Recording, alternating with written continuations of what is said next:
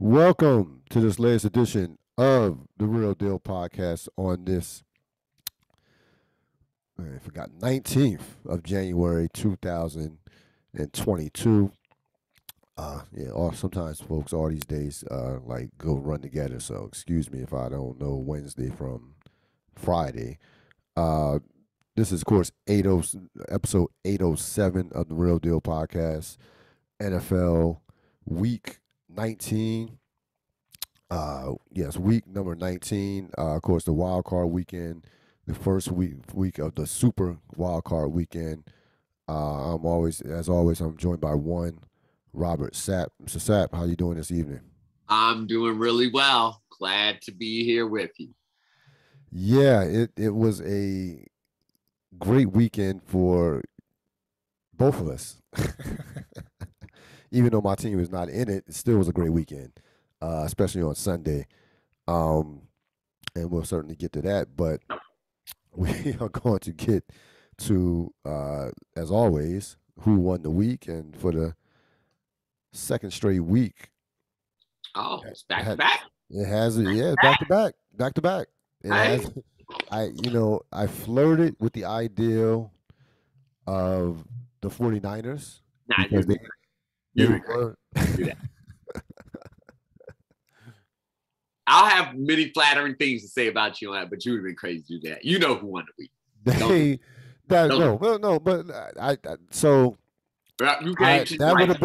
would have been a very selfish and emotional decision. And as I've gotten older, I've tried to separate myself from selfish and emotional decisions. So I went with the right choice and the clear right choice. And the 49ers did have a great weekend. But they were the only road team to road team to win, which is no small feat.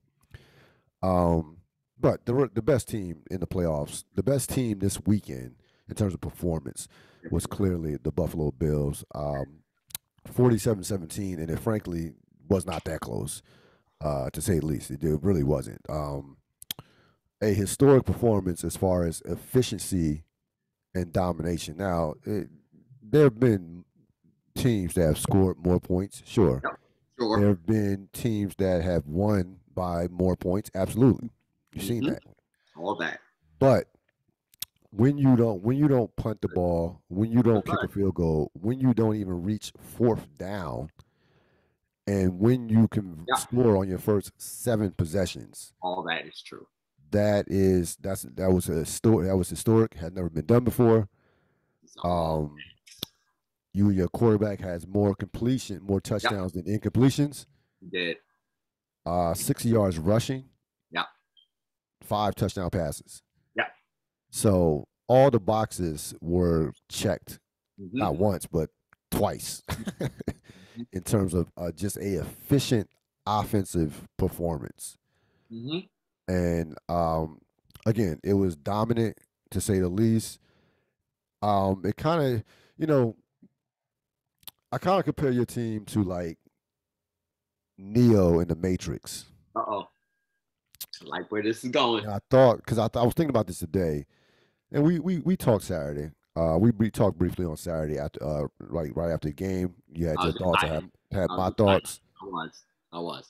And I was, at first I was like, hey, this was just a case. This was to me a matter of a team just finding it. This was a case where skill. It was about the skill that you guys turned it into a game of skill and talent, and the Patriots, of course, could not. Once you guys matched their physicality, it was no contest. It was no contest because there was no way that they could match your skill or physical or your skill or your talent. Nope, they got real cold. That's what they did. And they got cold, yes. They were real cold after they got punched in their mouth. They were. But getting back to the Matrix analogy, when we first saw Neo, and I'm talking about the Matrix 1. I don't give a shit about the rest of the nobody talking about that. No, just the first one. The first one, the original. The first one, the real one, yes. just the real one, which is the first one. Neo was getting his ass kicked in the beginning. He was getting his ass kicked. He didn't quite, but we knew that there was something that Morpheus was. We knew something was within that Morpheus was trying to unlock. We knew this, and it was just a matter of time. And it took roughly 2 hours, however long the movie was, to unlock it. But once it was unlocked, Agent Smith didn't have a chance. At all. And the Patriots are Agent Smith. They have been. And they have been. And we look over the better part, these last 2 years, you've met 5 times, you've won 4 of them. You have. And 3 of them you've won rather handily. Yes, we have. Now, if you're a Patriot fan, you want to toss aside last year, COVID, they had guys opt out. Okay, no quarterback. Okay, cool. This year you met 3 times. Yep. 2 of them, they didn't belong. They seemed like they didn't belong on the same field with you. Yep. And the one game they did win was, let's be honest, they got some help from the weather guys. The windstorm. It was a windstorm, yes. It was a windstorm. It was a windstorm. Yeah. And to their credit, they took advantage of it. That's what good teams do, to their credit. Sure. To their credit. But once everything was close to being equal, from that standpoint, it's not close. It's not. So that was what I took away from it. Once the Bills met the Patriots' level of physicality, they didn't even have to exceed it. But once they were able to meet that, this game was over. What are your thoughts? Okay. All right. I am not going to touch on what you said because everything that you said was perfect. It was everything that happened in that game, and that can never ever be unwritten. I'll talk more about what this means as in terms of Bills fandom, Patriot fandom, and then what this means overall to the AFC in particular. To Bills fandom, I'll speak personally on this one. I didn't know I needed this game until the game happened. And I mean that because there was always the big, bad Bill Belichick in the back of my mind. This goes all the way back for me, Super Bowl 25. Yeah. The big bad Belichick. He has some type of plan. He's going to have some type of plan to deal with this, and it's always there. And then this game happened, and it was so obvious for the entire world to witness that Bill Belichick has nothing for Josh Allen. Not one single solitary solution. As you know, I revel in the defeat of my opponents, particularly Patriots fandom. So I've been immersed in Patriots fandom so much that my phone now pulls up all everything like that. I'm a Patriots fan. I've been immersed in it, and so one of kind of like the old school Patriots head, old school radio head, who has charted games over decades, says on average, he will chart anywhere from 10 to 20 positive plays and 10 to 20 negative plays on average in a Patriots game. He said in this game, he charted 13 positive plays and 47 negative plays. My goodness. There was nothing. And you're 1,000% correct. The only minuscule, minute hope that they had was that they could muddy the game up early and keep it close. And once that wasn't even an option, it wasn't even an option. And so now I take it to the Patriots fandom where the best part of this victory is that they know it. There are no excuses. I haven't heard one excuse. As a matter of fact, they're at war with each other over which part of their team to fix the most, the defense yes. or the offense. Yeah, they are. I heard that. I heard a lot of that. And so we messed them all the way up. And that's what makes this even better is that whatever illusions they had about where their team was, it was clear they are light years behind that. And not only that, is that the number one threat to them doing anything in life from this point on is Josh Allen and the Buffalo Bills. They got to stop that guy, period, in the story. So whatever illusions, whatever things you're holding on, they're not Peyton Manning. Nope, you got to give it all of your attention, and then that's probably not even enough. And that's the most disheartening thing. In terms of the AFC, this is I don't think this surprises teams that scout the Bills and have played the Bills, right? Most of the teams ahead of us, we faced many times before. Both the Chiefs and the Titans. The Bengals will be the only outlier there. And so I think the teams have the healthy amount of respect. My sense of the team is that they needed to believe that. And what the fandom had been clamoring for all year, the pundits jumped on it as well as the Bills had more national games, was the consistency of way the team was playing.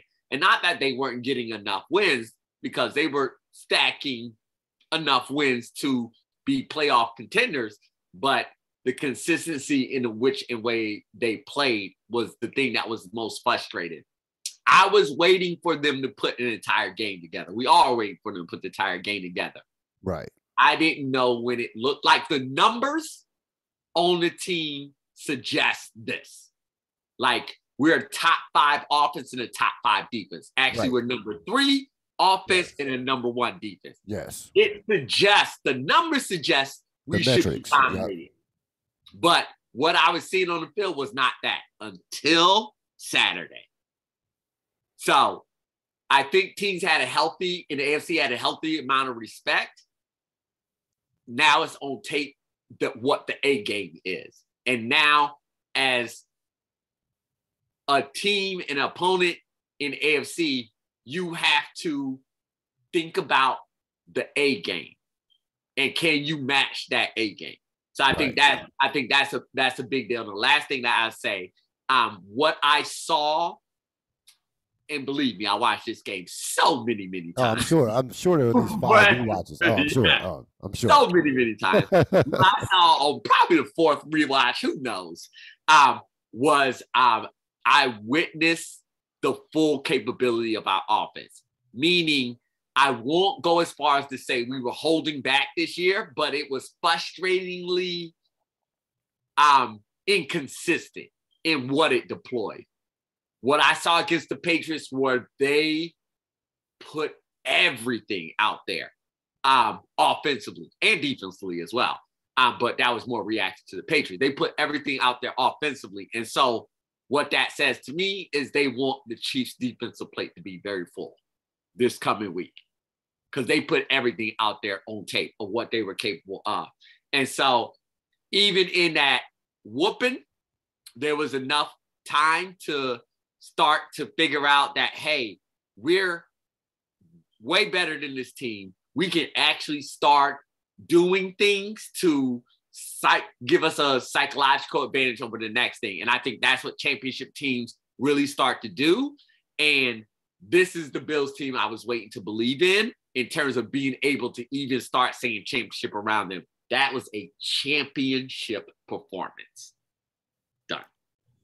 Yeah. No, I mean, it was one of the great offensive performances in a playoff game that you'll ever see. Like, you can't play better offensively. Like, you just can't. Like, getting and hitting the team right in the mouth. Like, that was we've seen those type of performances in, Super Bowls and, when we were growing up. Yeah. when the 49ers and Cowboys used to destroy the thing that makes this special, Cyril, and I will tell you, it was discombobulating watching it over again, like the first couple of times I watched it, realizing wait, I do have to pay attention to this drive because every game, even high scoring games, there are drives that just don't go anywhere, right? Right. For whatever reason, penalty, whatever. Being like, I have to pay attention because we score every single time. That's what sets this game apart. I've never personally witnessed a game where the team scored every single time they had the ball. Not an NFL game. I can say that for certain. I haven't witnessed it. No. Maybe there was one, but I just hadn't witnessed that firsthand. So that was my first NFL game seeing that. That was out. It was wild and continues to be wild to even think about.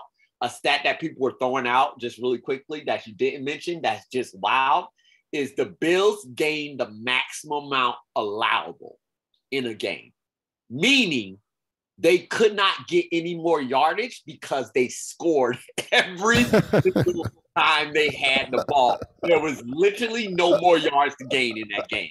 That's insane to think about. Yeah, no. That's insane. How do you not, as an offensive unit in those meetings, aren't just popping by and what do you say as coaches? Really, what do you say? Yeah. You scored every time. You scored every time. It's surreal. Those first 4 drives weren't just like those first 4 drives were 80-yard drives. They made it earn it. The game didn't break open. When the game broke open or when they were just completely waxed and done, the score is 33-3. Yeah, it was done. You know, it was done. It was done 14-0. Yeah, 14-0. It was done. Proudest Bills game I've been a part of. Yeah, personally. Yeah. That's saying a lot. Because this is the last thing I'll say. I said this to my brother. I have never walked away from a Bills game with nothing to complain about. Never, ever. Yeah. You know the type of fan I am. Yep. I always see something wrong. Always. I had no complaints in this game. Zero. This is the most satisfying of satisfying games I could ever witness. Satisfying. Yeah, I mean, you talk about those drives. They made you earn it. Again, and we talked about this a little bit on Saturday. I just think that that first game, there's something. It was a switch. Yeah, it was. That first game, it brought out again whether it was mental toughness, physicality, intangibles. Something changed with your team in that first game. And outside of the Atlanta game, Josh Allen has been, spectacular since then. And the team is, going undefeated. Well, not undefeated because they lost. Then they lost to Tampa Bay. But even that Tampa Bay game, the second half, Second half. Yep. The second half, you saw like, oh, this is like okay, this is a team that's could beat anybody on it with their A game. And Tampa's defense had nothing for Josh Allen. Todd Bowles in that second half had nothing. Once he got unleashed, so that has been the switch that we've been waiting for. They got to know how good they are. Yes. Yeah. No, it was. I mean, listen, it was beautiful football to watch. It really was. It just, You go out blazing. Don't go out scared and timid. Right. I'm fine with that as a fan. Yeah. No, I'm fine with that. You throw your best out there. They're better. That's what competition is. Yeah. No, it was beautiful. It was definitely beautiful to watch. Yeah, I got into a lot of Patriot stuff with the podcast and some of the they're hurting. Even with the media. So they need a hug. They're hurting. The media, there were some media people. Did you hear the Michael Holley rant? Did you hear that? Did you hear his rant? I didn't. About the Bills? Oh yeah, it was funny. No, I didn't. Basically about the Bills being he's still in denial about the Bills. The Bills are not that good. I did hear this. Yeah. They're not good, right? They're not good. Yes, they're not that good. They're not that good. Yeah. Yes, I did. And I did. I was like, oh, we short circuited his brain. Yeah. Confused. Yeah. You know how to go. They're horrible, but we're more horrible. Yeah. That's like, okay. That's it. That's just you're just going to die on that hill. Yeah. Like even the guy that was working with him was like, Josh Allen's a pretty talented quarterback, and it was just like we even the dude.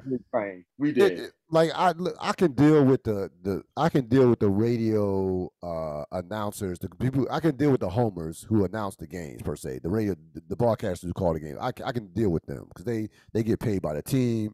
I mean, they don't. If you watch the league NBA past, it's commonplace.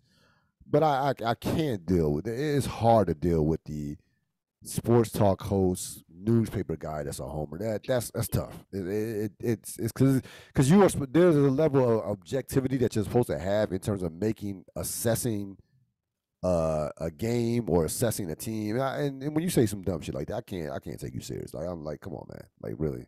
My thing is, you're not acknowledging reality. That's just no, exactly. You're not acknowledging reality. It's one thing.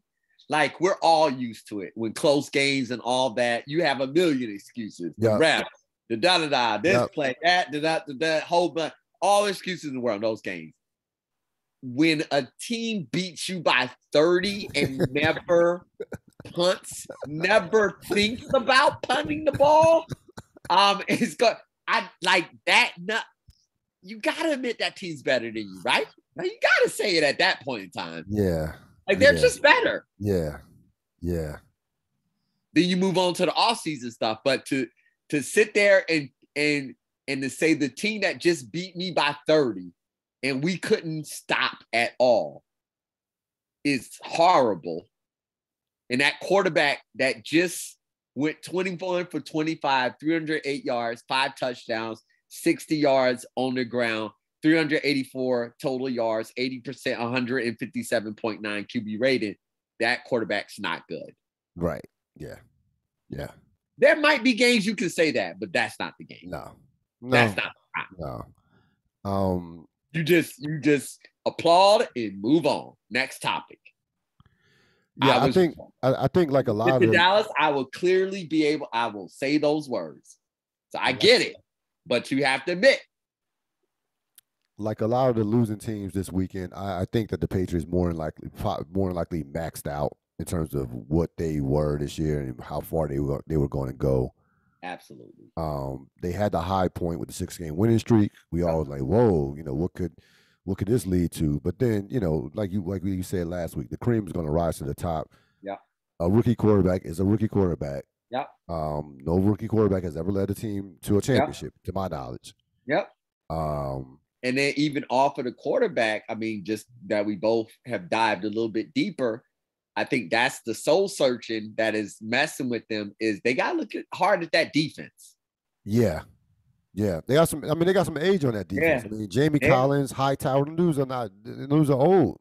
Also kind of how that defense is built. We look very quick. They did not. Yes. No. They pride themselves on the oversized classic linebackers. Yep.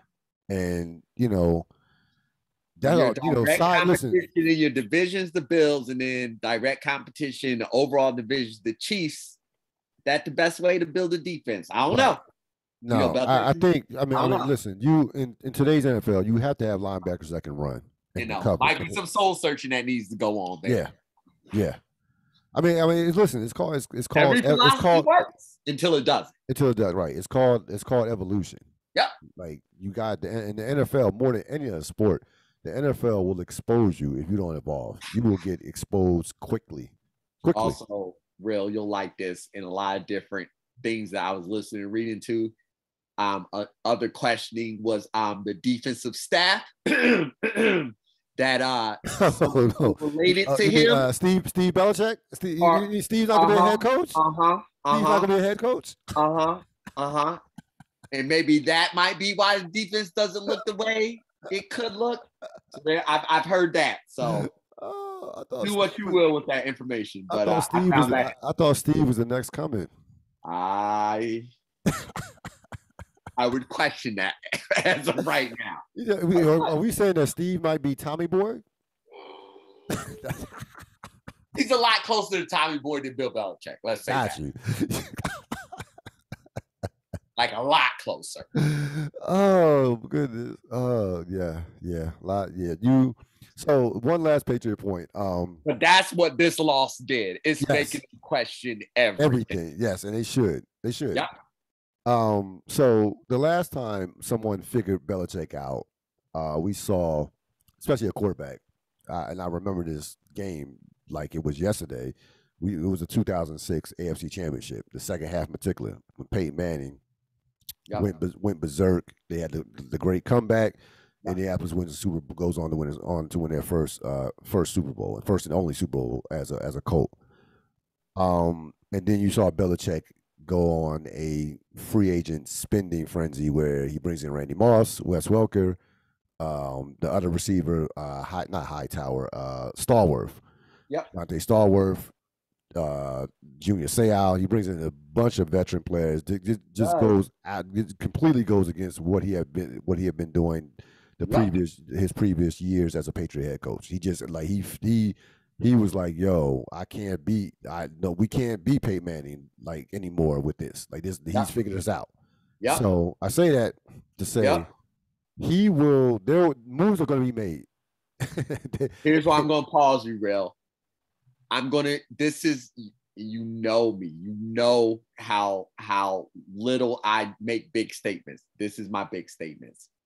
The Bills are no longer concerned with the Patriots. Oh, I'm not saying you should be concerned. No, listen to me. No, let me make my big statement. They have nothing for us now, and they will have nothing for us in the future. There are two things that are working for us right now. One is, no matter what you said he did, and that's why this game was a sea change, all that was with Brady. Yeah. Everything was with Brady. Yeah. He doesn't have Brady. That's number one. The second thing is he's not getting younger. No. It's true. Those the Patriots are done. And that's why that's what that game. Let's flat out what that said. They're done. Goodbye. Bye. Bye. They're not getting past us. They're not getting past us. He doesn't have the time to do what is needed, and he doesn't have the player that can get it done.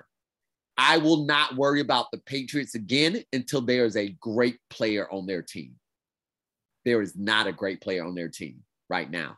They do not matter. Until he gets that great player, then I'll wake up. But right now, not worried. And by the way, you just made me think about something. It's not like he's been knocking it out at the draft either. Sure hasn't. Yep. That's why I said number one is Tom Brady's not there. Yep. He erased all those mistakes. Now all the chickens are coming home to roost. That's also what that game meant. Because to your point, that defensive back, their depth was exposed. That defensive backfield, one thing goes wrong. Oh, I can let Stephon Gilmore go because I'm Bill Belichick and I know better. Cool. All right.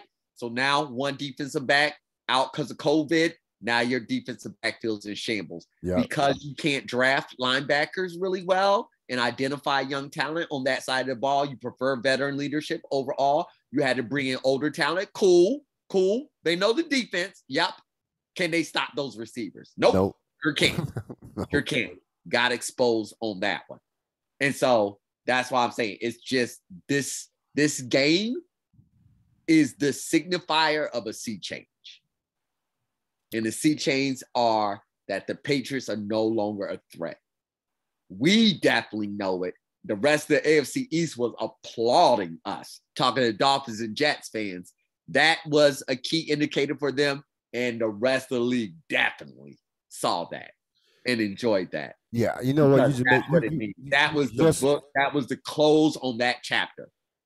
You just made me think of another sport, and I saw this with my team up close and personal.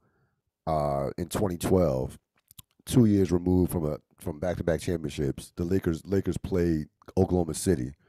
Yep. They lost in 5 games. Yeah. And they were never heard from again.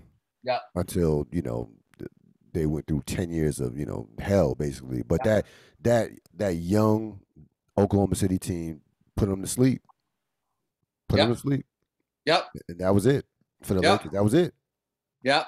So that you made me when you say Seach, that made me think. I was like, yeah, I've seen this before. Yeah. And one of the commentators said it the best. That Patriots commentator I was listening to said it the best.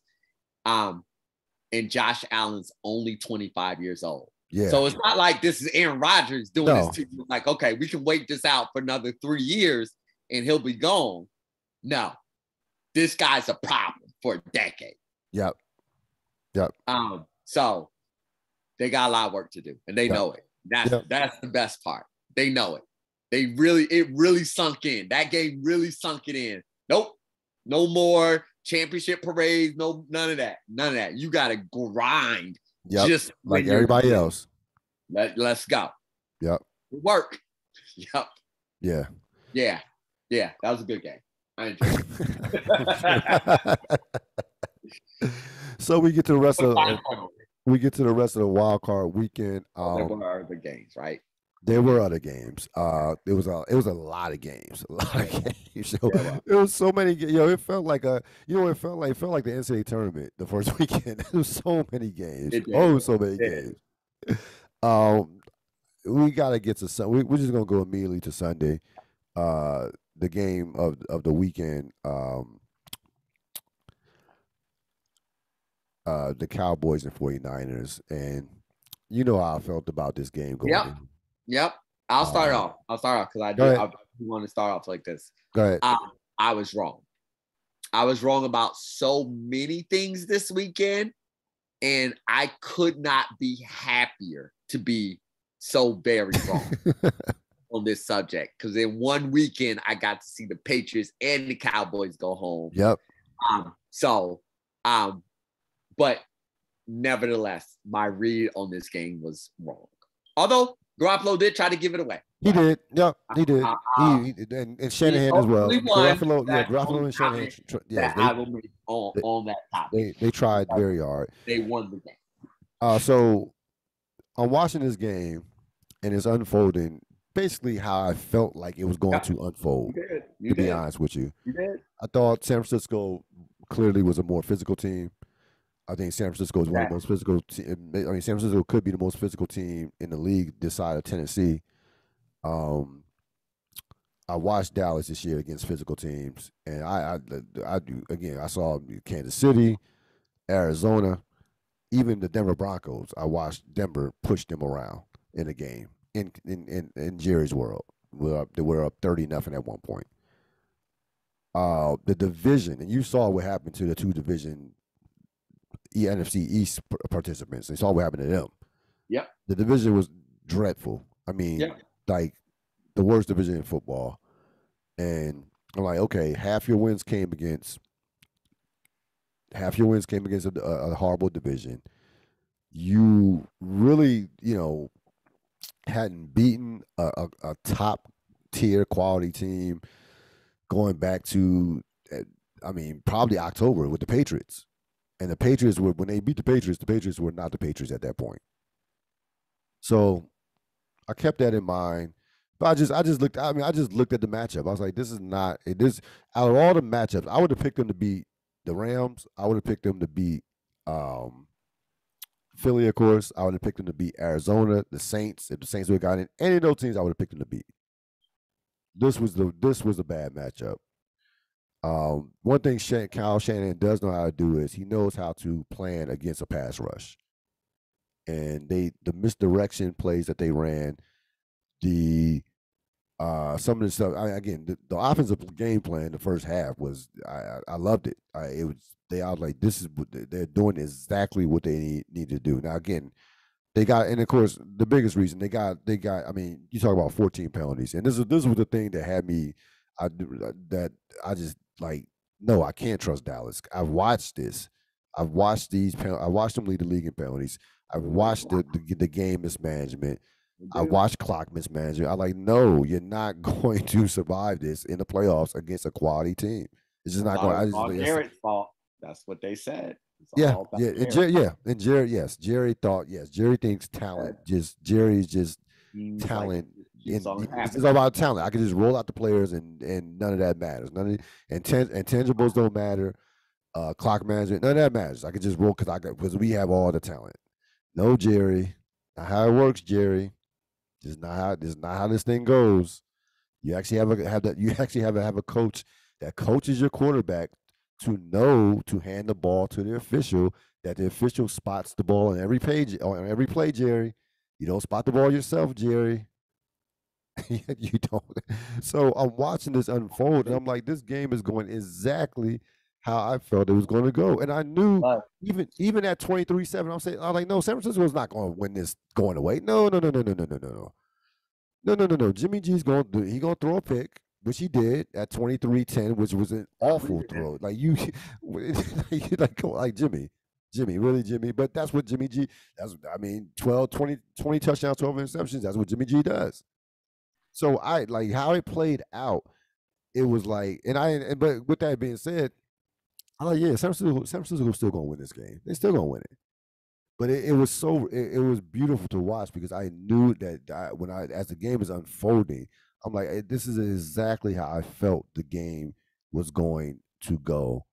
I'm going to let's get to the end of the game because that's what everybody's talking about. Let's just immediately get to the end of the game and go through the sequence of plays when Dallas got the ball back after being gifted. Not so much gifted. The officials made the right call as far as Debo Samuel's knee was down before he reached the first down, and that was the right call. I had no problem with that.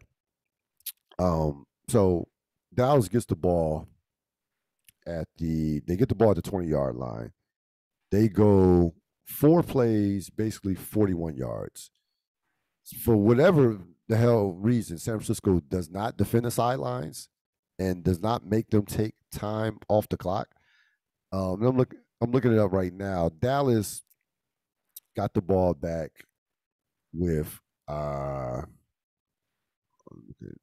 plays.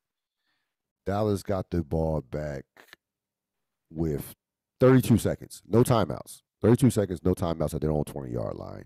They go short pass. It was under a minute. I forgot. Oh, it definitely no. It was 32 seconds. It definitely was under. No, it's 32 seconds. Yeah, it was 32 seconds. So short pass, 20 yards out of bounds. Short pass to 10 yards out of bounds. Short pass, 10 yards out of bounds. So at this point, they are at the San Francisco 41-yard line. They've gone from their own 20 to the San Francisco 41-yard line in 18 seconds with no timeouts. 18 seconds with no timeouts. That's how horrible strategically San Francisco's defense was in that last drive. Which prior to that, San Francisco's defense was insanely. They kicked Dallas's ass all over in terms of the point of attack. Like their defensive line destroyed Dallas in that game. They even without Nick Bosa and Warner, who hurt his ankle in the fourth quarter, Dak Prescott was running for his life the entire game. They hit the amount of hits. They got about 13 hits on Dak and about 12 pressures, along with the 5 sacks. So that was there was a tremendous defensive performance, but I just didn't get the strategy in that last drive. It just made no sense why you don't protect the sidelines. That's like textbook defense number 1 when a team is driving with no timeouts and they're trying to either get a field goal or trying to score in general. So Dallas gets the ball, 2nd and 1, 14 seconds at the San Francisco 41-yard line. And then you have basically hell break loose from a standpoint of just a play call. Dak Prescott, of course, runs up the middle for 17 yards. And basically time runs out as the official is sprinting down. Dak tries to spot the ball himself. And even as the play is happening, Jim Nantz is like, yo, this is not going to work. Not enough time. And Tony Romo, I think, got caught between his fandom and was like, "Oh, they'll be able to get one playoff." And Tony, Tony, it was going to get in that 1 second. Yeah, no Tony. Yeah, that's what I was like. I don't know. As soon as they ran, I was like, "Yo!" I was with Jim Nantz. I'm like, "Yo, this game is over." It's like, what are you like? What? What are you doing? What? You're gonna run the ball and don't get down. Like he could have got down way early. He could have got down much earlier.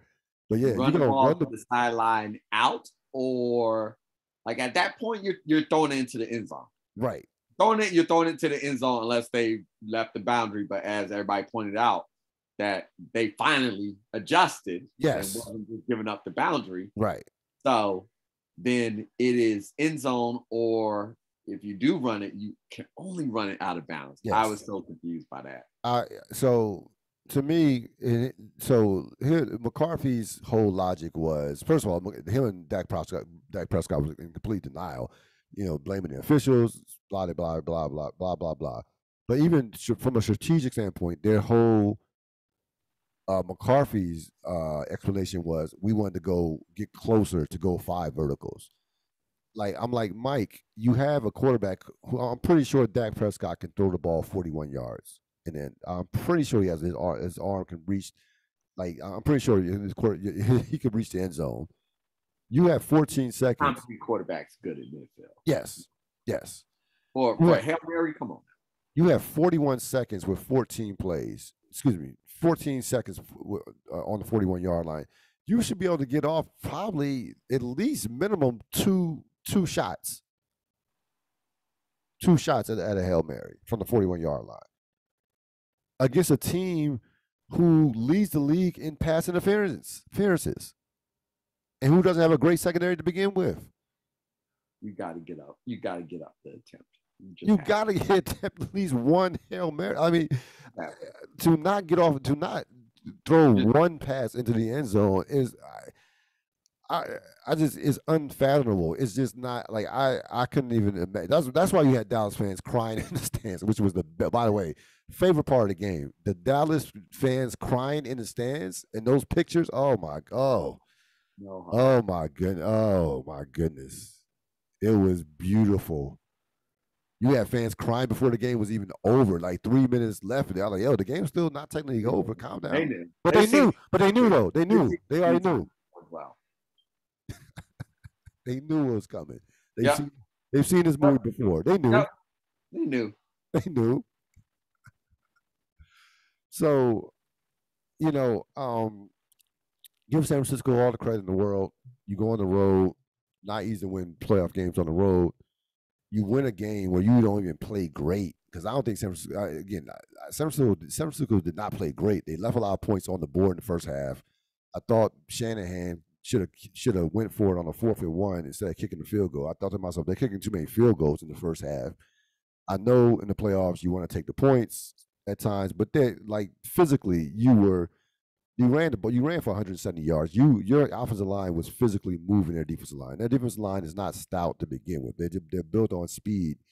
Like a couple of times, the 4th and 1 in the first half, I thought he should have went for it, but whatever. He took the points, played the percentages. So I give them credit. Give them credit from that standpoint. They deserve it. Even the defense, after they lost Nick Bosa and Warner, still made plays down the stretch and got to the quarterback and got to that Dak Prescott. So, again, this was not shocking to me at any stretch of imagination. And it wasn't shocking to the rest of the world outside, unless you're a Dallas Cowboy fan, because the line was 3, which is basically a pick 'em. So I think a lot of people expected this to be a very highly closely contested game. So we'll get to this later in terms of what could be the possible fallout for Dallas. If I'm Jerry Jones, Mike McCarthy cannot be my coach next year. Period. He just can't. I can't. I've seen him. I can't do it. You can't be the coach next year. You can't. I'm looking at McCarthy. I'm like, when did he he probably was always this way, but I think Aaron Rodgers just probably covered up a lot of shit. Probably. So, because I'm like, damn, at one point I thought McCarthy was a pretty good coach.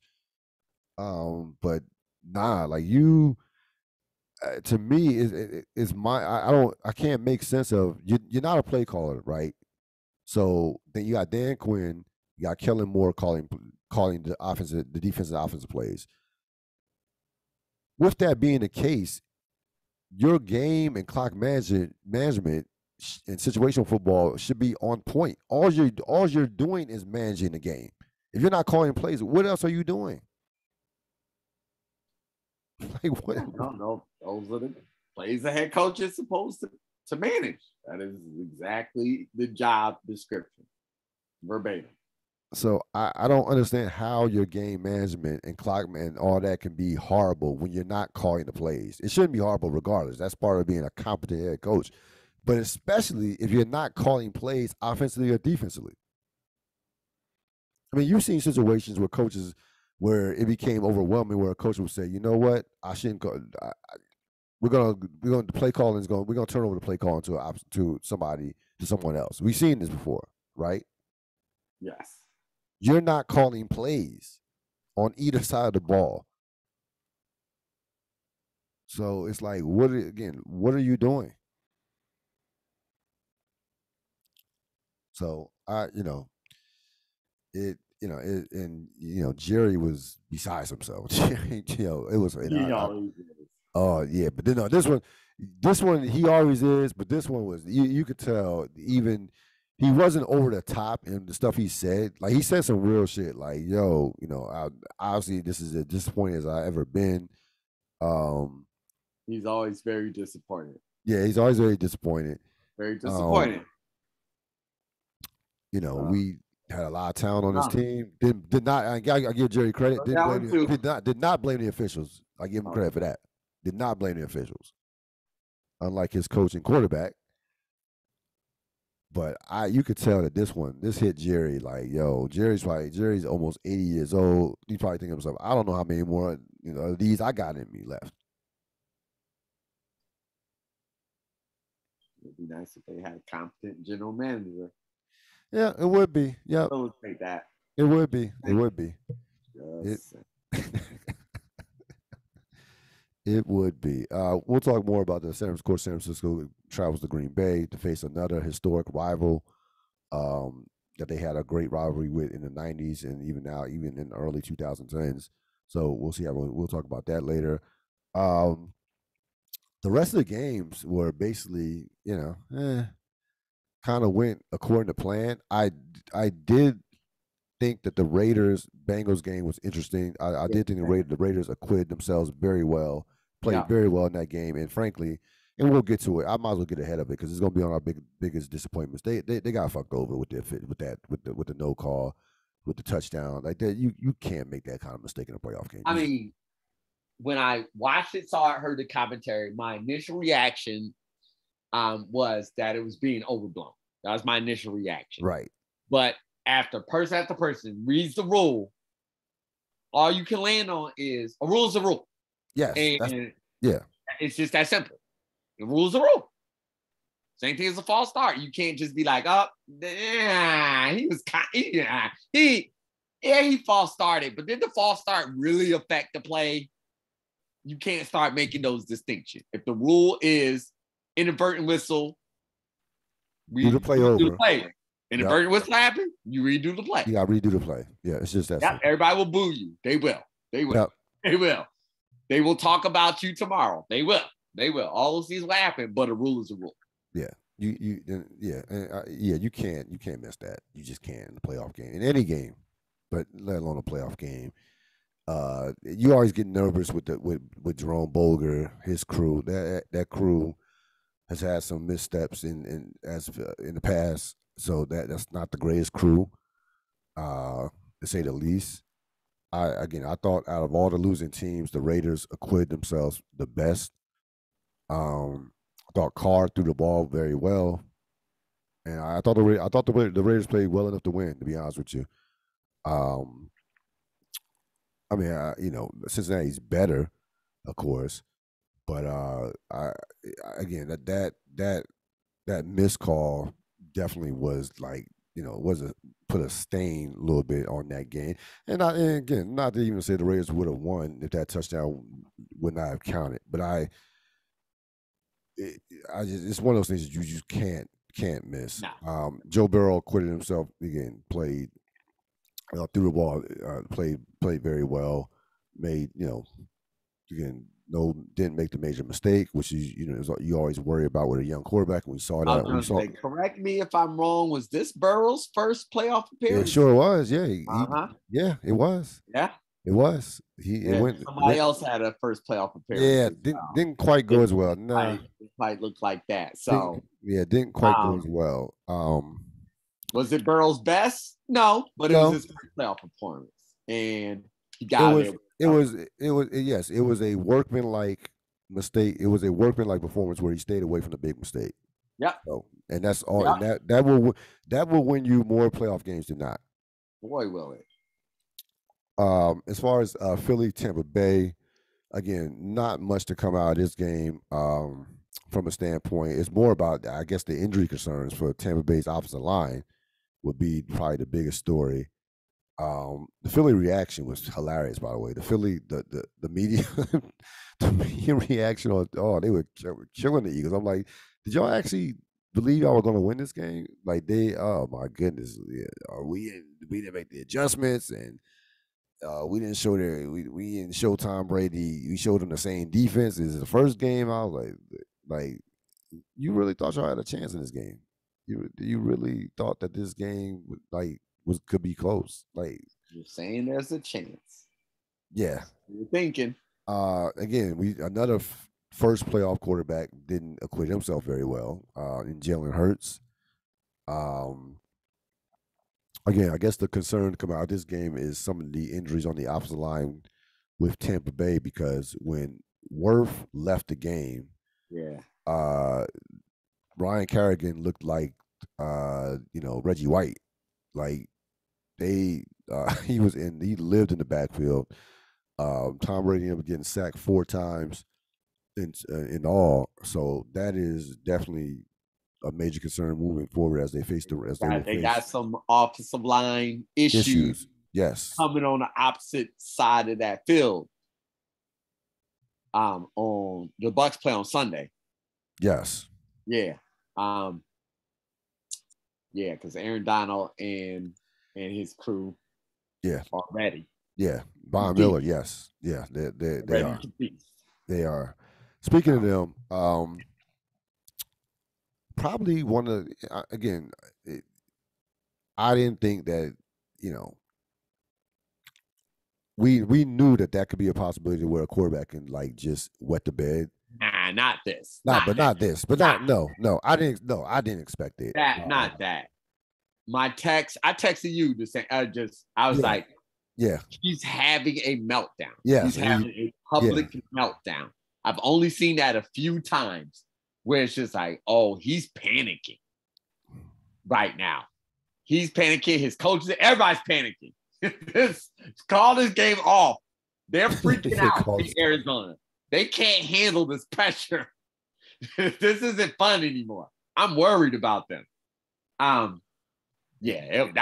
was embarrassing. That was. So for the Rams, again, from a Ram perspective, I think their approach, they had a great approach. Let's push the run. They stuck with the run, and again, now we'll talk about the Tampa Bay game later, but it's kind of easy to stick with the run when the other team is struggling to cross midfield and to complete a pass. So that again, they had a lot of wiggle room, and they had a lot of room to stick with the run. They did. Cam Akers obviously makes a difference. Being back, their pickups, their midseason pickups have been have played well in the last month. Both Beckham and Von Miller. Miller has 6 sacks in his last 5 games. Beckham has 5 touchdowns in that same span. So they've come together at the right time.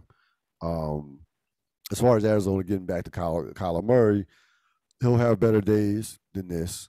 I think that we show hope. Yeah, I think he will. I think that I wouldn't. I think he will. I don't think that's going to be a reoccurring theme of him in the playoffs, to be honest with you. Now his best days might not come with his coach. So because here's my problem with Arizona. Like, you can't have a situation. I know DeAndre Hopkins is a big time player. We understand it. We get it. We know he's arguably the best receiver in football and future Hall of Famer. But you should be able to survive any injury minus your quarterback to where your offense doesn't fall apart. And their offense without DeAndre Hopkins did not look like it wasn't an offense. I don't know what the hell it was, to be honest with you. So I think that, again, yeah, you can call it a successful season. They made the playoffs. Kyler Murray, took a step forward overall in the season when he was healthy. They had some injury issues, of course. Everybody does, but next year will be a big year for Kingsbury and that regime, because they still have some talent on that team. We have a franchise quarterback, but that offense can't look the way that offense looked the last month of the season. Even when Murray was on the field, was like, no, you can't look that inept and have a player of his magnitude on your team. Yeah, I mean, like, the two takeaways I had on the Arizona side are that they are now in a territory where no longer, like, they're no longer at the end of or the beginning of the season. They start off hot. No longer will anybody be impressed by that. No longer. That's not impressive anymore. Kyler Murray, early season MVP favorite. Yep, seen that enough times to know that doesn't actually pay any dividends, right? And so, like, all those things are there. And so now they are in that squarely in that territory. It is what you do in the playoffs. It's what you do in the playoffs. Because I will say that game concerned me. That concerned me. Those mental errors concern me. I get hard. Like, that's what took me so long to get on the Josh Allen train, because I couldn't let go of that mistake in Tennessee. I still can't let go of it, to be honest with you.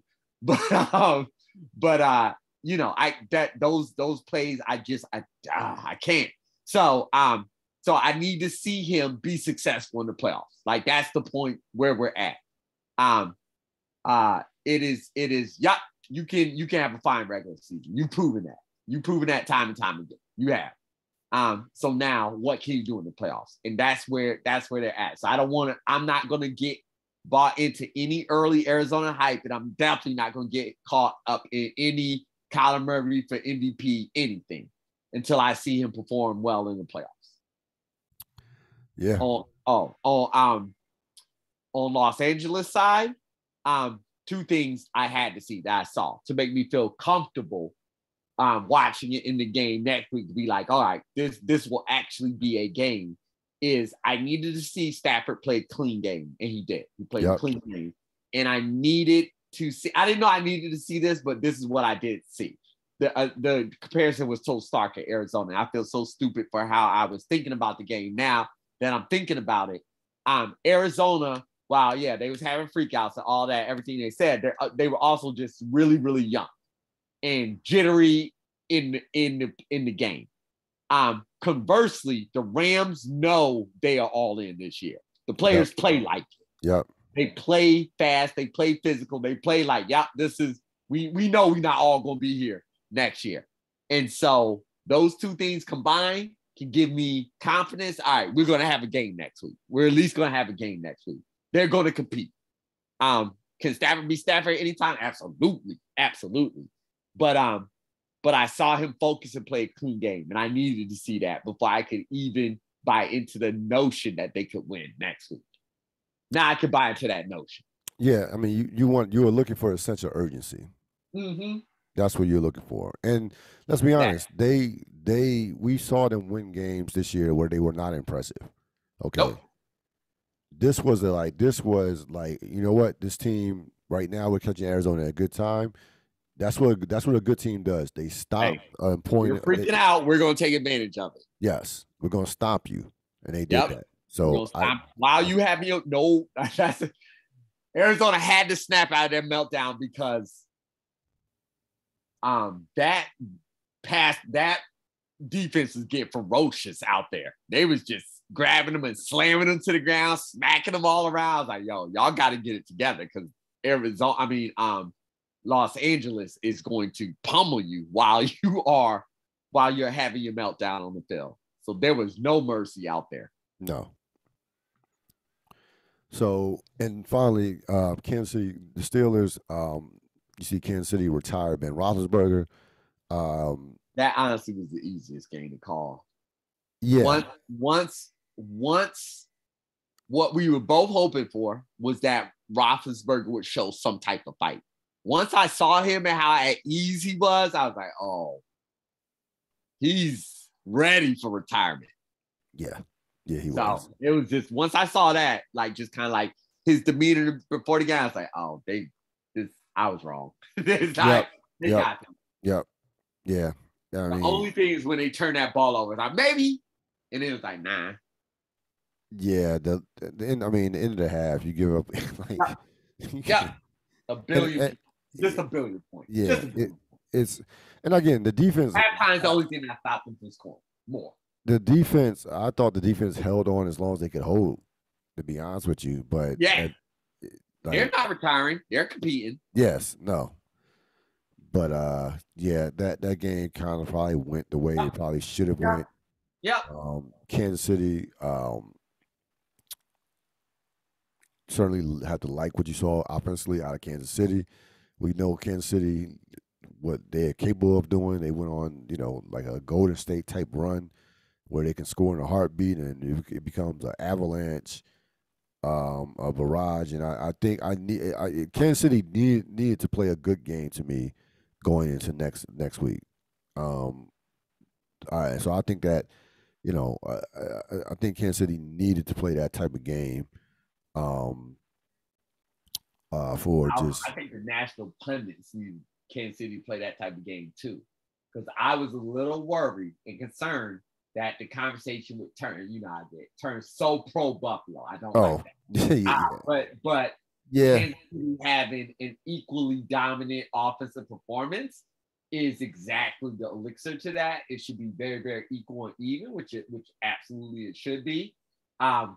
Kansas City is just, your Golden State analogy is so apt. They're terrifying when they get on those runs. They're terrifying.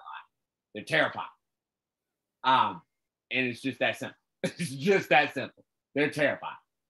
And you just pray to God you're up by enough points when that happens. It's just that simple. We go to real or not. There's only one performance, but what are your thoughts on the Rams running game, real or not? Real. McVay's always been a big running game proponent.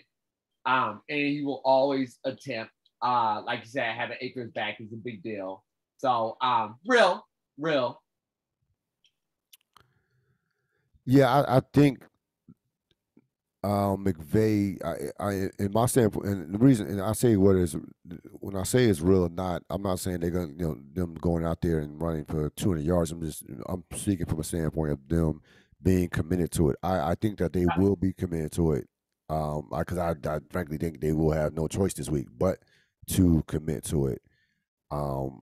They don't want Stafford throwing the ball 40, 45 times. So I from that standpoint, I agree with you. I think it's real. Dan Quinn as the next head cowboy, as the next coach of the Dallas Cowboys. Not next year. Yes, next year. No. That would be stupid. They would be stupid. But they've been stupid before. I know. We're talking about the Cowboys now. We are the angel and the devil with the Cowboys on this podcast.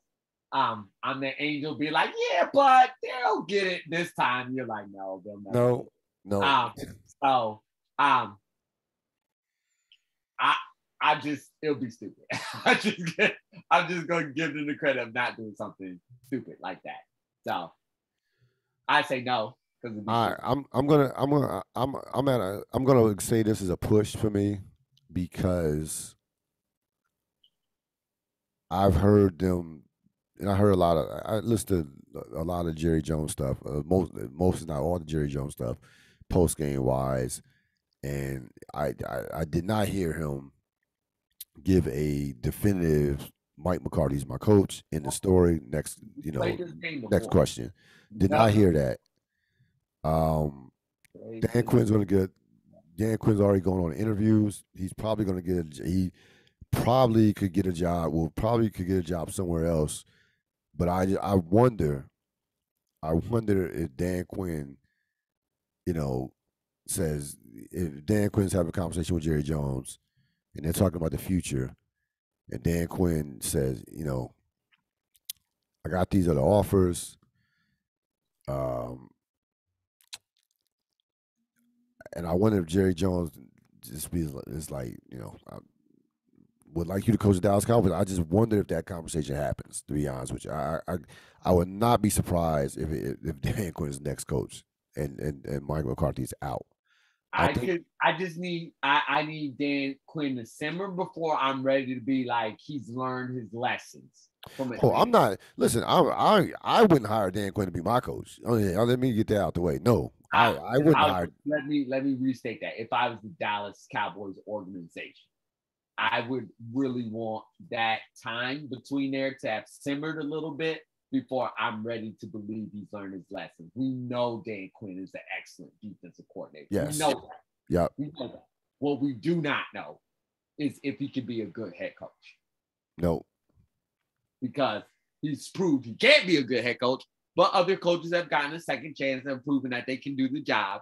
So, but yeah, my thing is my thing is already willing. And I remember having in the last stop and getting a job immediately was Miami, horrible coach, Tannehill. Then he went to he was at the Jets. Then he went to Miami. Gase? That's what I'm talking about. Yeah. Adam Gase. Didn't go well. No. Nope. So I just think there needs to be a little bit of a simmer time. After next year, all bets off. I agree with you. But it would be stupid to me to do it this year. But Cowboys are the Cowboys. I told you I would want. I told you McCarthy could not be my coach next year. But if that were to be the case, I wouldn't hire Dan Quinn to be. I wouldn't move Dan Quinn into that spot. Like he wouldn't be on my list. But I just don't. I get a sense from stuff that I've read and from stuff that I've heard that they don't want him to walk out the building. And I'm talking to Dan Quinn. That they want to desperately do whatever it takes to keep him, per se. Now, are people really? Yeah. Going to hire Dan? Wait, how many coaches? Dan Quinn's got about 4 interviews. Yes. Dan Quinn's probably going to. Yes. Yeah. He has leverage. Yes. Yes. That part I was not clued in on. I'm telling you, yes. He has not a head coach in my mind. So I wasn't even thinking about him. Oh, he's one of the hot candidates for sure. All right then. Well, there you go. Yeah. They're not so stupid. Not so stupid at all. Okay. That does change my opinion. I concur with your side. I lean way more to your side. Yeah, I'm in the middle with it. I lean way more to your side. If they like him, as you say they do, and I believe they do as well, and they are down on McCarthy, as I believe everybody will be, I could see that happening. I could easily see that happen. It's gonna be interesting. It's gonna be interesting to see. Who is it? Sorry. Who's Think about somebody. Dan Quinn for a head coach? He has interviews with the Giants and the Bears, so that's all you need to know. These are not A+ franchises. These are not smart franchises. Ooh. You got to think about You got to think about who's out there, the jobs that are open. These are not they're open for a reason. These are not franchises that are making smart decisions. Got it. Yeah. Because I'm like, why is anybody interviewing Kellen Moore? I'm like, dude, I wouldn't touch Kellen Moore. I'm sorry, I haven't seen. I'm good. I'm not Kellen Moore, really. Yeah, but I mean, that's a whole nother conversation. There are guys that are getting interviews that I'm like, I wouldn't touch with a 20-foot pole. That getting some looks, but that's the way the NFL goes. Yeah, we kind of talked about this. Big disappointments, Mike McCarthy, um, and just his lack of just game mismanagement. And again, I think the worst part of McCarthy is it's not even he did. It's not even there was zero acknowledgement of any mistakes. And that would concern me as if I was an owner. That would piss me off even more so than that may piss me off more than the actual mistakes that were made. I'm like, so you didn't see where you fucked up at. So this probably is going to happen again. Like you have no accountability in terms of you don't realize that this play that your quarterback is not supposed to spot the ball, or you don't, because the reason I'm getting back to that play, when he says we practice this all the time after time, and you see that tells me they're practicing it the wrong way. They're not properly practicing. Like that's not like if you're gonna make that statement, yeah, we go over this over all the time, over and over and over again, and something like that happens, then there's a disconnect with running that play or running your 2-minute offense in practice.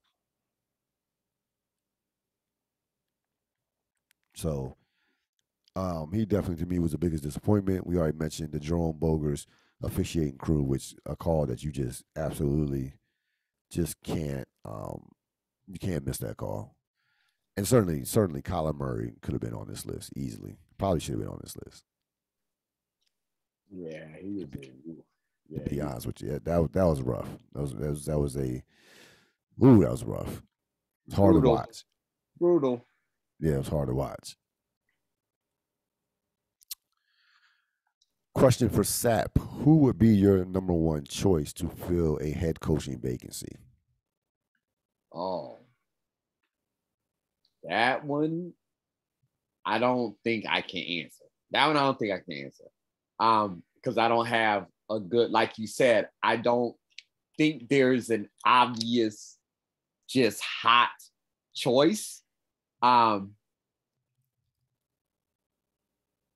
Yeah, I mean, like I want any part of the chief organization and what they're doing over there offensively. So if I'm thinking about anybody like the Giants that have a young quarterback, I want to look at organizations that know how to develop young quarterbacks and pilfer some of their talent. Yeah. Other than that, like I didn't even know I did not know Dan Quinn was that popular. So yeah, it is slim pickings out there. Very slim. It's very slim. I don't have a name that I've heard or that is buzzing that has got me any type of excited. I want to say I think Jim Harbaugh. I want Jim Harbaugh. I'm good with college coaches. He took a team to the Super Bowl in the NFL. He can coach in the NFL. He can coach in the NFL. Where are you? He can coach in the NFL. And that situation fell apart fast with the organization, the management. I don't blame him for how it ended in San Francisco. I think that was the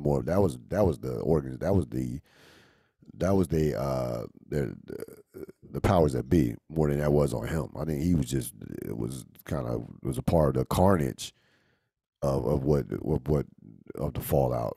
I'm sure he'll get some calls. It's just how happy is he at Michigan?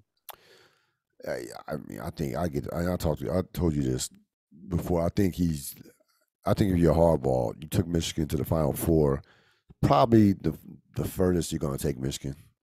Like that, they beating Alabama, beating Georgia is not on the horizon. So I think now will be with these many jobs open. I think now will be the ideal time to get out. The NFL averages about 6 fires in a year. So. This is true. No, it's true. But you do have. But I mean, they're like That Jacksonville job is a sweet. That's an excellent job for to me having like in terms of setup for I feel for like. Yeah, but you think Jacksonville would go college coach to college coach? They Honestly, I don't think he's viewed. I No, I don't think you view him as a college coach. To be honest with you, considering his success, considering what he did in the pros with San Francisco, I don't think he's viewed in that you lens. view him that way, but I disagree that NFL franchises don't view him that way. He's not an NFL coach. He is, but he was an NFL coach though, he was, and he was, and a successful one. Yeah, but he's not now. I mean, like honestly, I honestly think you're right. They're going to make calls. I just think it's all about how happy he is at Michigan. Yep. But to your point, as far as the NFL candidates, there's not, like you said, there's not a name that I would be like, oh, I gotta have this guy. You know, Flores can get a job if he wants to, more than likely. Real, I was thinking about this. I have a question for you. Go ahead. Did you happen to catch Troy Aikman's commentary? I did. Okay, yeah. Even in the moment before any talking, any show, anything, I was like, oh, he's real salty about that. Oh, are you talking about him having to call that Tampa Bay? Oh, he was hot. Oh, he was real salty about that. Yeah, no.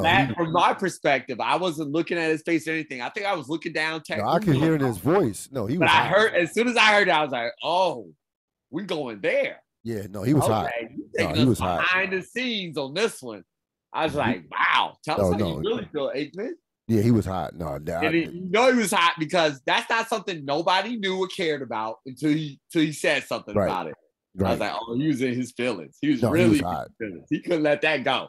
No. He couldn't let that go. I mean, here's the thing. They normally it's been a long time since the Sunday NFC game that they haven't gotten the main Sunday NFC game. Yep. So to him, and I'm sure Joe Buck probably thought this way. He just didn't say it. That's a slap in the face. I mean, Joe Buck. I mean, like now that I've heard things and I've thought about it. I haven't rewatched that game, but thought about like the moment Joe Buck teased him up. It's like, so Troy, what you think about that point? So I think Buck. There was low hanging fruit. Buck set it up. Yeah, Buck set it up. I don't know if Aikman even knew how far he was going to go in. Right. If it was just going to be kind of like a ha-ha moment, but when he said it, it was not ha-ha. It was no ha. No, not at all. No. Feel some type of way about this. And then when I looked it up and looked into it, I mean, you know, it's simple contract structure. Like it's just simple contract. CBS paid more for that particular time slot, so they got to choose the game. Yep, makes sense. Yep. So. Yeah, I don't know, Aikman. You got to be in those negotiating rooms, I guess. Yeah, and here's the bottom line too. I'm glad you brought up that point. I'm glad you brought that up. Yeah. Also, so if you pay the most money, you're gonna get the game. And I'll be honest with you. Again, I don't particularly care about the commentators as far as when it comes to the game because I'm so focused on the game. But to me, I'll be honest with you, Nance and Romo are better. I mean, like we want to keep it 100. I think Nance and Romo are better than Buck and Aikman. I like Buck and Aikman. They do a good job, nice job. But I think Nance is definitely better than Buck and Aikman, and Romo is more entertaining than Aikman by far. That's not even close, and gives you the quarterback stuff as well. So from that standpoint, I'm glad Nance and Romo were doing the game. To be honest with you, now that you bring that up. So, Yeah. Yeah, but I mean, listen, Aikman, talk to your bosses. Talk to your Rupert Murdoch. Talk to your man. It's all, I mean, that's what it came down to. I wonder how much of that annoyance was because Romo was doing the game. I'm sure he was. Oh, that was some salt on the wound. Oh yeah, he was because he's like, where he what does that's purely like I was like, wait, is there some like beef or something? When I saw it was just purely a contractual financial, I'm like, wait, Aikman understands business. Yes, he does. Why Yeah, would he that does. bother him so much? Yeah, he does. And then I thought about it, I was like, oh. Well, I mean, you got a couple things going on Some here. type of way. Feel some type of way. Yeah, he was definitely feeling some type of way. There's a couple things going on. Number one is tradition. Again, I mentioned before about traditionally that's a Fox game. You got Sure. two NFC teams. I wondered at first too, and then I didn't care anymore. And then the second part is like what you mentioned with Romo. I have 3 Super Bowl rings. Where does he keep his rings? So that competitive thing comes out. You know, No, it's in there. No, for sure. Sure it does. He's a human being. I'm sure that he's like I'm sure that part. And the third thing too, you got a lot of people jealous of Tony Romo because he's the highest paid broadcaster in the business. So it's a lot of hate going towards Tony Romo right now. I mean, Romo makes more than Jim Nantz. All of them. He is the highest paid. Al Michaels. Yeah, by a lot. By a lot. It's not even close. No, it's by a lot. A lot. So Romo's out here winning, man. Romo, he made it. He didn't win on the field, but he won. He's winning in his broadcast booth. Yeah, boy, did he win this broadcast? Ooh, he's winning. Like he got that contract at the perfect time. Perfect. I mean, like look, man, life is timing. What can you say? Can't say anything about it. It's timing. I mean, his agent. Well yep, done. Yeah, well done. yes.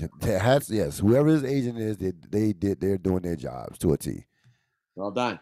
Well, yeah. I know the other agents. Now we're on a tangent, but I know the other agents like I never even thought to ask for that much money, right?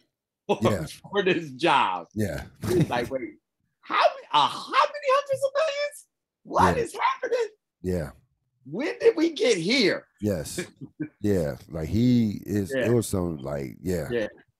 Yeah. So yeah, you're right. A lot of people in their feelings. You're right. Yes. Oh yeah. No. Without question. All right, we're gonna get to the divisional round, which is always a lot of fun.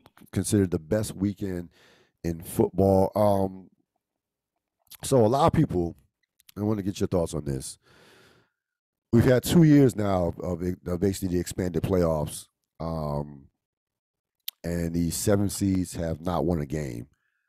So a lot of people are complaining about it. What were your thoughts? What are your quick thoughts on that? Your exact same. Your NCAA analogy was spot on as well. It's the exact same thing. Eventually, those upsets will come. Yep. And it'll be exciting. And we will always get, or 99% of the time, get the blue chippers when it matters the most. The cream will rise to the top. Yep. So that's what the NFL is hoping for. That excitement of that first weekend, NCAA weekend. Listen, so it'll come. It's going to come. I mean, listen. I mean, and it's going to come a lot sooner than it took a 16 to beat a 1. I'll tell you that. Yeah. So here's the thing. If you want more football per se, and I didn't hear anybody complaining about how many games because the ratings say otherwise. Nah, that's not being complained. This is kind of like a part of not right now. We need entertainment. Yes, we do. We need anything. Take our minds off the real world. Yes, 100%. Yep. Now's not the time to complain about it. No, I'm not. No, not complaining at all. And the bottom line is, this is what it is. If you're going to expand the playoffs, you're going to have worse teams in the playoffs. That's it. So, like you're gonna have, like that 7th place team in each conference is there's a chance that team is not going to be a very. And also, Ril, every time the playoffs expand, it's the exact same complaint. Yep. Then it settles in, and then when it expands again, everybody complains. It's the exact same argument when it was 6 playoff teams. Yep. That 6 seed. We've had 7 and 8. I mean, all the things. 6 and 10. Yes, all the things. It'll be the exact same argument. Absolutely. So we get to the divisional round. Cincinnati again we have 3 rematches from the regular season. Cincinnati again will be kicking off the weekend as they travel down to Tennessee. Tennessee should have Derrick Henry back. I'm always nervous for a team. See, I like Kansas City coming off a win and now they're fresh. because I bring Kansas City up because normally in the past 2 years ago they would have been they would have had a bye week as well. I'm always nervous about a 1 seed who is facing that hot team, facing that team with a lot of momentum. I've seen this in the playoffs in baseball. I've seen this, not so much with the NBA, but we've seen this in the NFL a million times about just that team. A team gets hot, they have momentum, playing with not house money, and now all of a sudden you got to dust yourself off from a couple, clinching a bye. Um, could be a could be a short a short stay in the playoffs for Tennessee. This is a scary matchup for them as well. What are your thoughts on this game? Tennessee wins, real. That's Yes, what they do. they're going to win. I think they're going to win. And so everything you said, yep. Since he's very undisciplined. Yep. Tennessee feasts off of undisciplined teams. So that's the biggest hurdle that has to be overcome. That being said, this is a Burrow prove it game. This will be how has he arrived yet? He will be the difference maker in this game. He will decide if Cincy can win this game, because without him playing lights out, they cannot win this game. Yeah, I like Tennessee in this game. I know Burrow played relatively well at home, but again, you're talking about first road game. Tennessee, a seasoned opponent. Yes, a very seasoned. They do playoffs. They know this. They know what this is about. They're great at they're great at home. They know who they are. From a physical standpoint, we know how physical they are. Now Cincinnati has the players and the talent to play with them without question. But I just think that and we saw this in the first round, even though the regular season was so uneven, home field does matter. Home field does matter. So I it's think hard to win on the road in the playoffs. Yes, it is hard. It is hard. Yes, especially as a young up and coming team. Especially as a young up and coming team, it's one thing for a veteran team. San Francisco has Super Bowl experience, so it's one thing, for them to go on the road and beat Dallas when we were in the Super Bowl 2 years ago. Okay, we're good. We'll navigate that. But a young team on the road, that first road game, I do think that there's a apprenticeship to this thing. I do think your team had to take the steps. We've seen teams in the past have to take steps. So, yep, Tennessee, Cincinnati did a great job. You win, you take care of your home field, which they did last week, and then you run into reality, and that reality, of course, is the Tennessee Titans, which are one of the most well coached teams in the league, one of the most well prepared teams in the league, and I think that again, that experience, that savvy that you talked about, and then that lack of discipline that Cincinnati can show at times, in which they even showed against the Raiders, will ultimately do them in. But again, Burrow is actually, to your point, Burrow can wreck a game. Like him and Jamar Chase can absolutely wreck a game. So I think Tennessee will take away that run, will take away Mixon, and then be like, okay, Burrow, show us what you got. Show us. So we'll see what happens with that. But I do like Tennessee in the game. Green Bay, San Francisco, Saturday night. I have a hard time, despite how much I like San Francisco against Dallas, despite how much I respect San Francisco. I had with some of the injuries they have, and I know those guys will play, but they're going to be hobbled. I have a hard time imagining San Francisco winning this game. What are your thoughts? Agreed. Green Bay's going to win this game. This ain't the round Aaron Rodgers is going out. This ain't it.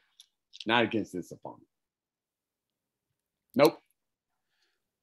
It's funny. They're like, they're like, no, you can't trust Jimmy. No, not this game. Not this game. There's no way I'm picking Garoppolo 49ers over Aaron Rodgers in the Packers. Not a chance. Not a chance. Not a chance. I'll be stunned if they win this game. I'll be stunned. San Francisco will stun me if they win. I give them no chance. I think it'll be a physical, mental contest. I will love watching the game, but Green Bay will ultimately win, even if it's by 3. I can see a situation where San Francisco can hang in for a half, but I think the wear and tear from last week, coming off that type of win, and just facing a Green Bay team they're going to get people back. Alexander, Bakhtiari, Smith are all scheduled to play. Desarius Smith all scheduled to play. A fresh Green Bay team, a motivated Green Bay team. And Jimmy G still has that thumb issue in the cold weather, which won't help. Yeah, I have a hard time. And again, I know San Francisco has had success against Green Bay. They ran against Green Bay. They've been physical. Their physicality has bothered Green Bay in the past.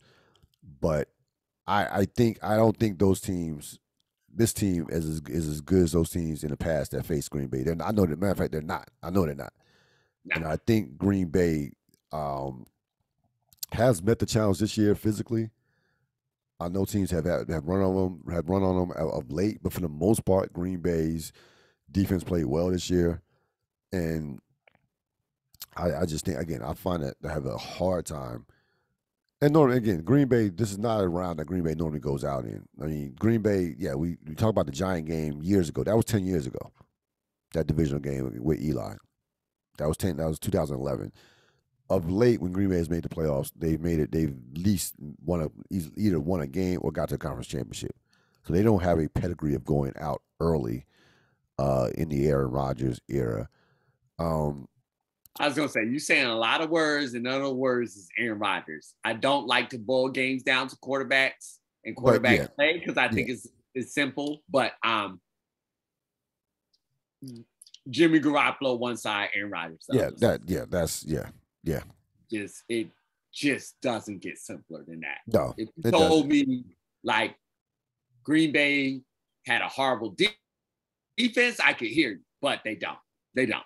No. They're a complete team. They're complete. Yeah. They don't. So no, I can't lean towards Jimmy Garoppolo. Not in this matchup. No. I know I was wrong on Dallas. I know that, but not this one. This one I'm not wrong. So these teams, it's amazing how these rivalries get restarted. I mean, when Dallas and Green Bay, when Dallas and San Francisco would run the NFL basically, and that was the de facto championship, it was Green Bay that interrupted that and really put San Francisco just away for a good, I would say basically for a good decade.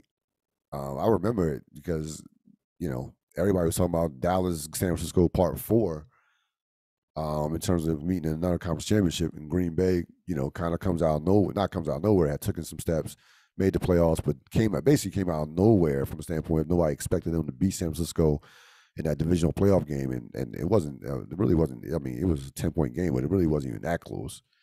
And San Francisco was not heard from for a while after that. So these teams have a lot of history, two legendary franchises. But again, I think this game, I mean, I wouldn't even be surprised if this game is like 34-17, something like that. It would not surprise me at all if it is like that. San Francisco has to keep that score down. Yes. Yeah. No, they have to be. Yeah, it has to be early 20s. It has to be that 21-17, that type of game. Yeah. Yeah. They can't go over and down the field with the Packers. As far as Sunday, we talked a little earlier about Tampa Bay, Los Angeles. Of course, Tampa Bay will be hosting this game. This is a rematch from earlier in the season when the Rams played one of their best games of the season against Tampa Bay. They had the personnel that can bother Tampa Bay from a defensive standpoint. They can, of course, we know. You have if you have any chance against Brady, you have to get pressure. They have a front four. They have guys that can get pressure. They have a secondary that can hold up. So it's I kind of look at this game. Good matchup. This is a good one. It's a very good matchup. I kind of look at it like Georgia, Alabama. I think the Rams are probably the better team, but on paper, yes, on paper, but gotta do it. We're talking about against that man. You gotta beat the GOAT. You're going up against the GOAT. You gotta play all 60 of those minutes. Yep. All of them. Yeah. All of them. Yeah. At a high level. Yeah. That's the test. That's the test always. It's gonna be interesting to see like how much patience the Rams have. The Rams have, because we know Todd Bowles' defense. Todd Bowles' defense they will give you all the underneath throws in the world. Go ahead. Take 5 to 7 yards, take 7 to 10 yards. Cool. We're not giving you nothing over the top. So patience from that standpoint, and also patience with the running game, because we know Tampa Bay is a top run defense. So you might run the ball 10 times and have like 18 yards. Do you have the wherewithal to stay with that? Yeah. So I think it's going to be a psychological chess match between McVay and Todd Bowles. I think Todd Bowles speaking of coaches who might get in a job, Todd Bowles probably could get another job this year. He's definitely going to be interviewing for some positions. That I would like to see. That one I would like to see. Yeah. He's turned into a top defensive mind in the league, and rightfully so. But that, to me, is the Rams' patience will decide this game. And we know how impatient Matthew Stafford can get. Could not agree more. So this would be a fascinating game. And also, I mentioned this earlier, the most important player in this game is going to be the Tampa Bay right tackle. If he's not right, Tampa Bay has problems. Major problems. So I would keep your eye on Worth and how he's moving. Now again, they're both Jansen was a little nicked up too, but I think Worth was clearly more serious because he left the game. If Worth can't go all the way, and he's hobbling around, this game won't be a blowout, but they will be on Tom Brady's ass. Then we'll see what Tampa Bay does. It gets really real. It gets very real. Once you're able to get that consistent pressure on Brady, it gets really real. Yeah. So watch that. Perk up and be like, okay. Yeah, watch that. Watch that early. Yep. I like Tampa close, but I certainly would not be at least bit surprised if the Rams won this game. I really want the Rams to win this game. I'm sure. Yeah, both of us do. Go against. I gotta see it. See it. I think they are in prime position to be picked off. Yes. But I've been down this road just way too many times before. Yep. As have we all. Yep. So, they could not be in more prime position. But yeah, if you ask me to lay down any type of money that I care about, I gotta put it on Tampa Bay, and I gotta put it on them by 3. Yeah, this will be a very close game. It should be a fun chess match with McVay and Todd Bowles, and also vice versa with Arians and the Rams defense as well. And of course we get to the main attraction. I saw the line on this game. This basically is when I mean toss up. Kansas City was a 1.5 favorite at home. Not even more. Wow. Yes, 1.5. Wow. Yeah, it's razor thin. So that's a lot. Buffalo earned a lot of respect from what transpired last week. This is another beast. This is a different beast, of course. Yeah. Go ahead. No, you got it. So this game is incredibly hard for me to call because I know how I feel, but the words can't come out my mouth. Because if I feel like I jinxed them in any way, I just won't be able to handle life. So this is what I've been thinking about. How do I analyze this game, or call this game? And so this is what I will say. The reason for that line, I believe, is twofold. One is because of the performance we just had, of course, but the other reason is because of what we did to them earlier in the year. What people know is the exact thing that I know. The Bills are laser focused on Tampa Bay, which is why the AFC East became such a problem. And the Patriots actually became the team we had to pivot towards. Kansas City's always been the focus. This team, and I've said this consistently everywhere, was constructed to beat Kansas City. It is its sole purpose. And so when I compare the feeling I had last year to this year, it is not the same in the least. I am 100% comfortable where my team stands versus Kansas City going into Kansas City. I'm 100% comfortable with where that stands. What I do know about the Chiefs is they give up that ball and they give it up consistently. And I feel very good about that. I feel very good about that situation. I do not have any fear that my team will not be locked in and ready to play their best football. And so to your point with Cincy, I would think the fans are feeling some way I felt last year where every play, everything was angst and like, can we? I know we can do it. This year and this point in time, this playoff is now about prove it and show it. This team will always be in the way. The Patriots will always be there in the AFC. You have to beat these teams, period. End of story. If Tennessee wins, Tennessee will always be there. Yep. If that, since he's a little bit of a wild card, but those teams will always be there. So you got to beat them. They're not going anywhere.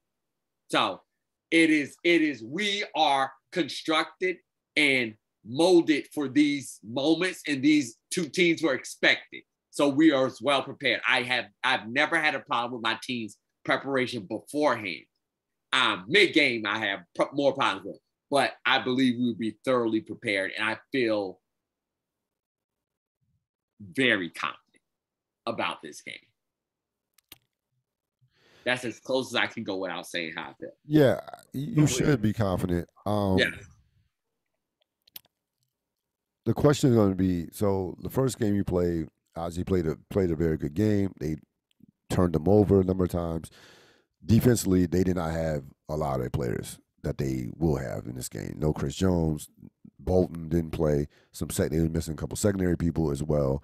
So that's not going to be the same Kansas City defense that you face in the regular season. Nah, you're not the same offense. Yeah, you're not the same offense. No. Both teams are different. Both teams are better. Let's just say that both teams are better than what they were when they played. I think it was like mid-October, somewhere around that time. So both Even teams. Though it will probably kill me, I want this game to live up to its hype. I really do. I think it will. I know. I cannot see this game not living up to the hype. I want to see both teams A game. No, I can't see. I can't. Whoever wins. But I want to see both teams A game. Yeah, I think it will. I think these are two kind of like meteors colliding. It will kill me. It will kill me. I will have multiple heart attacks. I know what I'm asking for. I do. I understand, but I do. I want to see both teams A games. This will be the fifth time in roughly 16 months that these teams have played. Yeah. So there's a lot. They know each other very well. We're acquainted. We're very well. They know each other very well. And to that point, I don't think that this will be a high scoring game. I don't. I don't. I can see 24-21.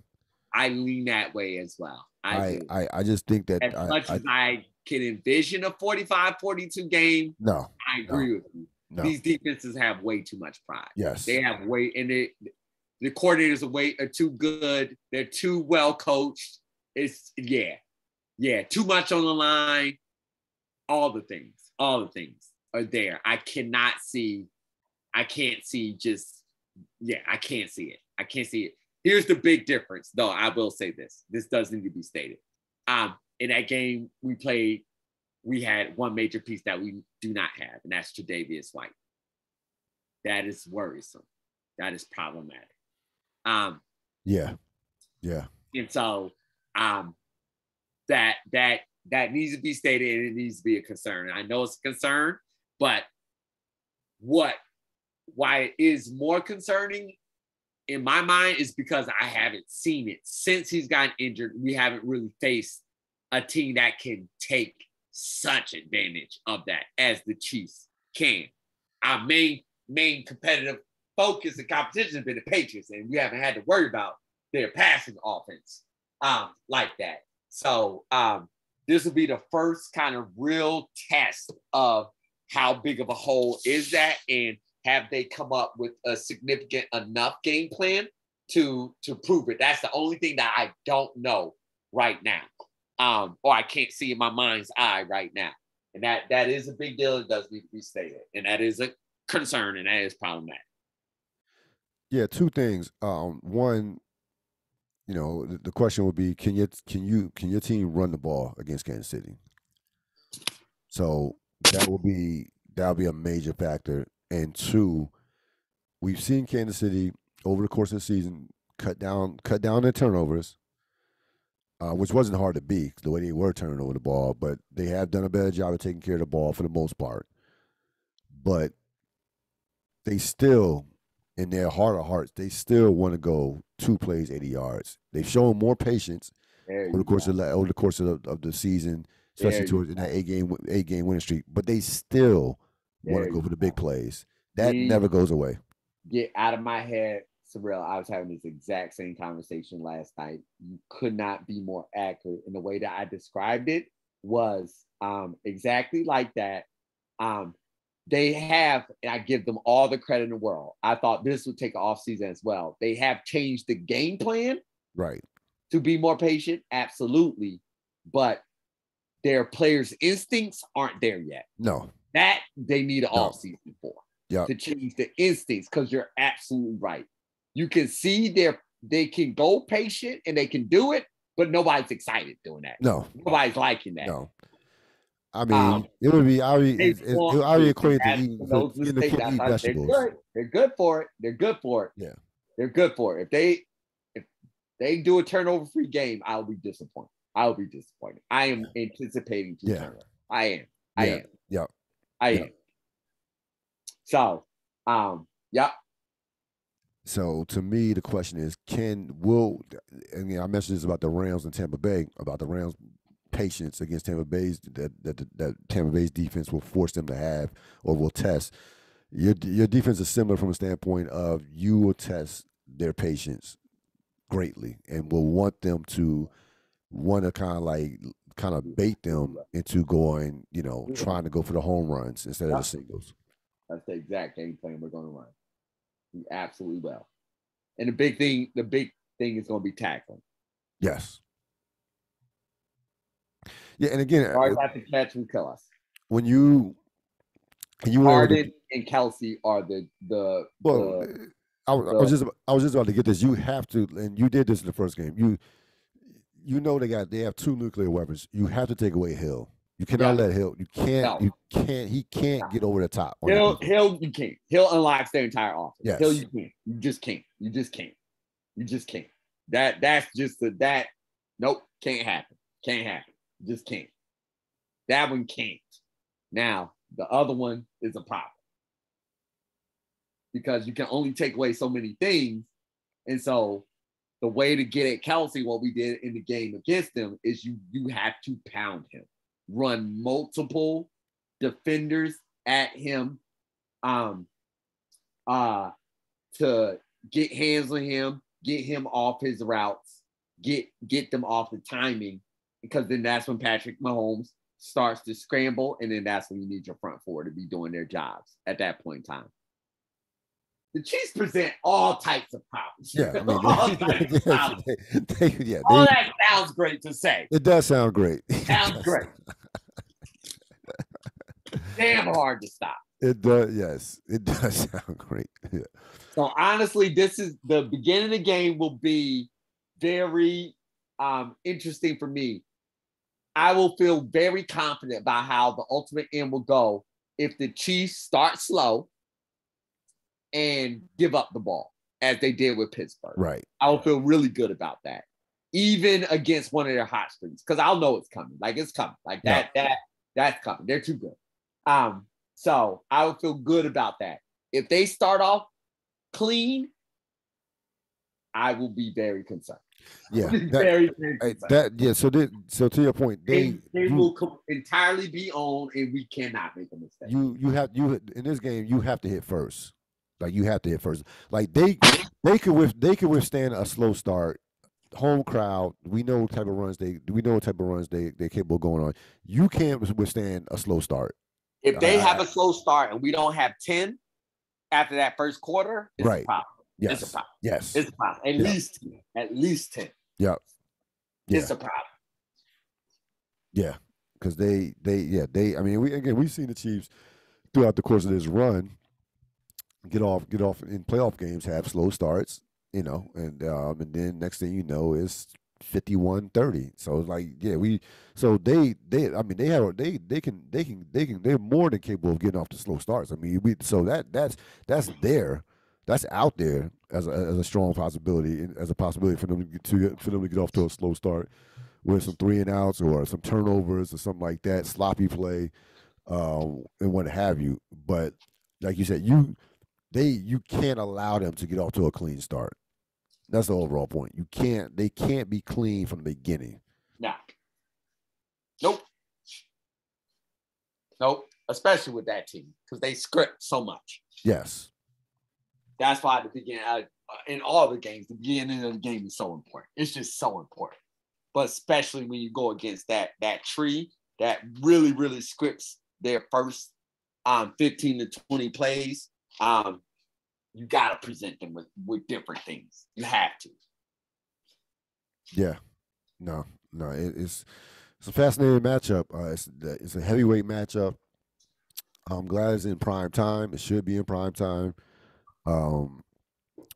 Definitely the game that I'm looking forward to the most this weekend. In a weekend of some very good games, of course, with divisional play. Excuse me, the divisional round normally is, but yeah, these 4 teams, these 8 teams, these are the heavyweights.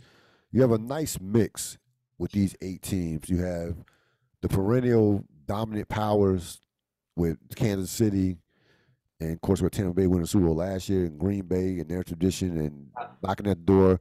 Then you have these young up and coming teams who are trying to, get ahead of the, jump ahead in line. Mm-hmm. And you have the team that says it's still our time. We're not trying to give it up. No. Yep. You got that team. We still here. Yep. Yeah. Yeah.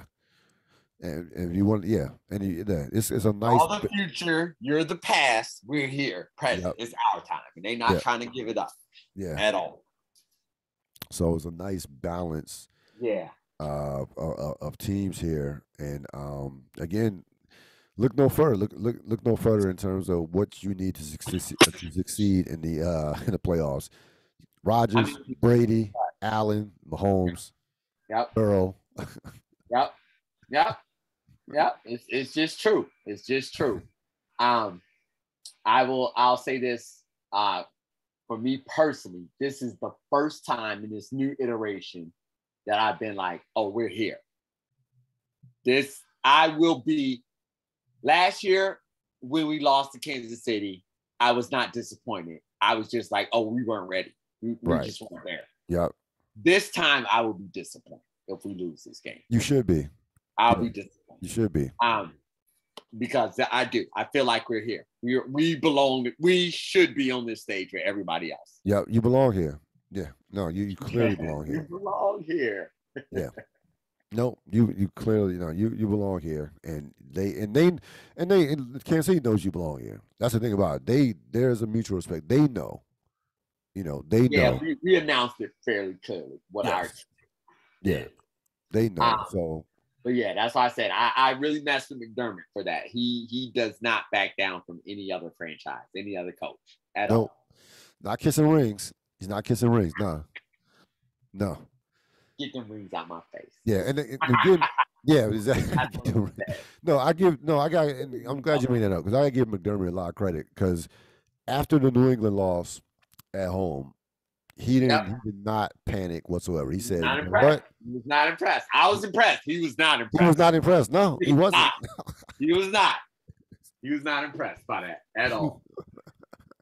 And what you got to appreciate about any franchise, and when it's happening with your franchise, you can really appreciate it. And then he did something about it. Yep. They fixed it. They did. They fixed the things that were bothering everybody. Me personally as a fan, they fixed it. And that honestly is all you can hope for.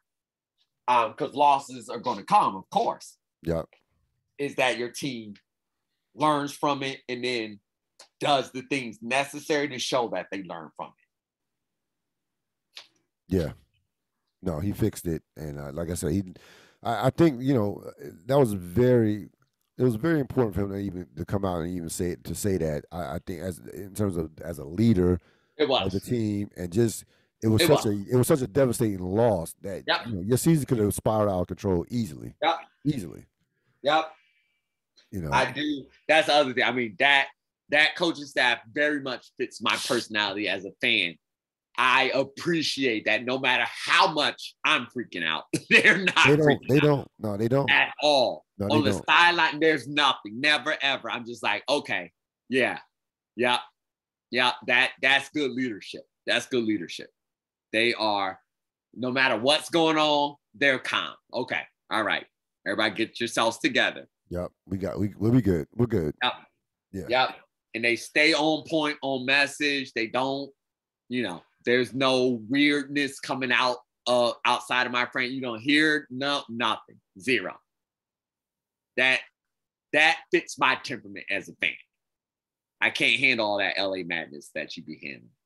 I can't deal with that. That's too anxiety provoking. I don't need that in my franchise. That's one nice and steady. Nice and steady. It's Yeah.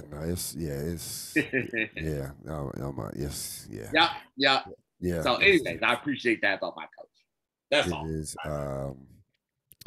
Speaking of LA, I had to bring this up. I wasn't gonna bring this up, but you I'm raising my hand. I did it. Yeah, I did it. So I did it. This is my fault. Go ahead. I brought it up. So they beat Utah last night when by far it was their best win of the season. It's not even close.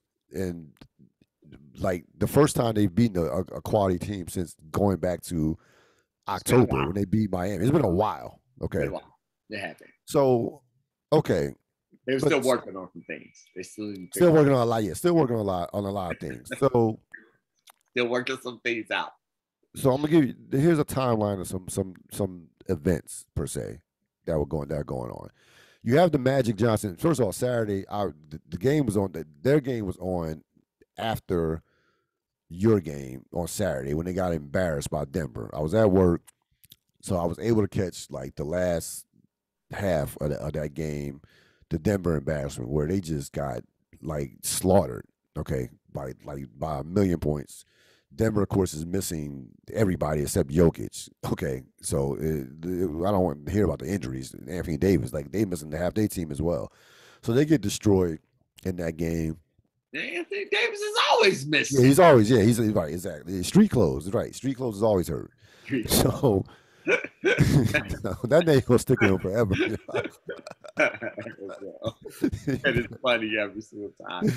Oh man, but he's out. They get embarrassed, and Magic comes out with a tweet. Now, normally when Magic Johnson tweets, it's like, all right, Magic doesn't give the most. Pick up for him. Yeah, he doesn't. By the way, he doesn't give the most in-depth tweets. Like Magic tweets. Steph can shoot. No doubt. That's not what you The Greek freak is athletic. those are the type of tweets. those are the ones. Yep. But this one had a little spice on it. It This did. one was like basically the Laker fans deserve better. Jeannie Buss, that was the key. Jeannie Buss deserves better. I'm paraphrasing. So clearly, if you know anything about the Laker franchise and about the dynamic of that relationship, clearly that was a message from Jeannie Buss to the powers that be, and Magic used that to spread that message that Jeannie's not happy with what's going on. So then we get to Stephen A. Smith, who's somebody else who's cool with Magic. Okay, he gets into it, and again, everybody. The beautiful thing about this is you can see how everybody is taking advantage of the situation in terms of drawing attention to themselves. Magic wants to let you know he still has a hand on the franchise, even though he's never around. Which Russell Westbrook called him out, by the way, when they asked Westbrook the question, like, "Well, what are your thoughts on Magic's tweet?" Westbrook didn't disrespect him. He just said, "Hey, everybody got a right to their opinion. He is entitled to his opinion. I could do with it with what I want. It can go in one ear out the other. I could accept it. It's just his opinion, but he's not here. He's not around." So that was Westbrook subtly saying, basically taking a subtle shot, saying like, "Look, I don't give a shit what he think, what he says, but he's." If there's one player in the NBA who just does not care what anybody else thinks, it's Westbrook. Right. Yes. Doesn't matter who it is. He has proven that over and over again. Right. It really doesn't matter. But Westbrook was calculated with the response. He didn't directly go at Magic. Not going to disrespect Magic. That was crazy. He's very. But he honestly isn't going to be like taken aback by anything. No. Now he wanted to make that clear as well. Yes. So then you have Stephen A. come out. Yes. And basically break down Magic's tweet saying, "Hey, that was code for things about to change." So clearly, if you're putting things together, Magic is leaking shit to Stephen A. Smith. Yep. There's no question about it. So it was just funny to watch. And then the reports come out in the Athletic. Chardonnay reports that basically Frank Vogel is coaching for his job on a night-to-night basis. Like if that Utah game goes another way, Frank Vogel would have been fired. So yeah, this sounds like the Lakers to me. Yes, this sounds like them. Yeah. Everything you're saying, yeah. It sounds like them. This is Hollywood. This is how the Lakers. This is how the Lakers move. Yep. It sounds like the Lakers. It absolutely does. So I just found it I found it hilarious seeing how everybody was trying to capitalize on, on the poor play of the team in various ways. Like you see Magic, you see Stephen A. Smith. It was just like, yeah, this is where the Lakers are at right now. This is where their franchise is at right now. And again, Vogel.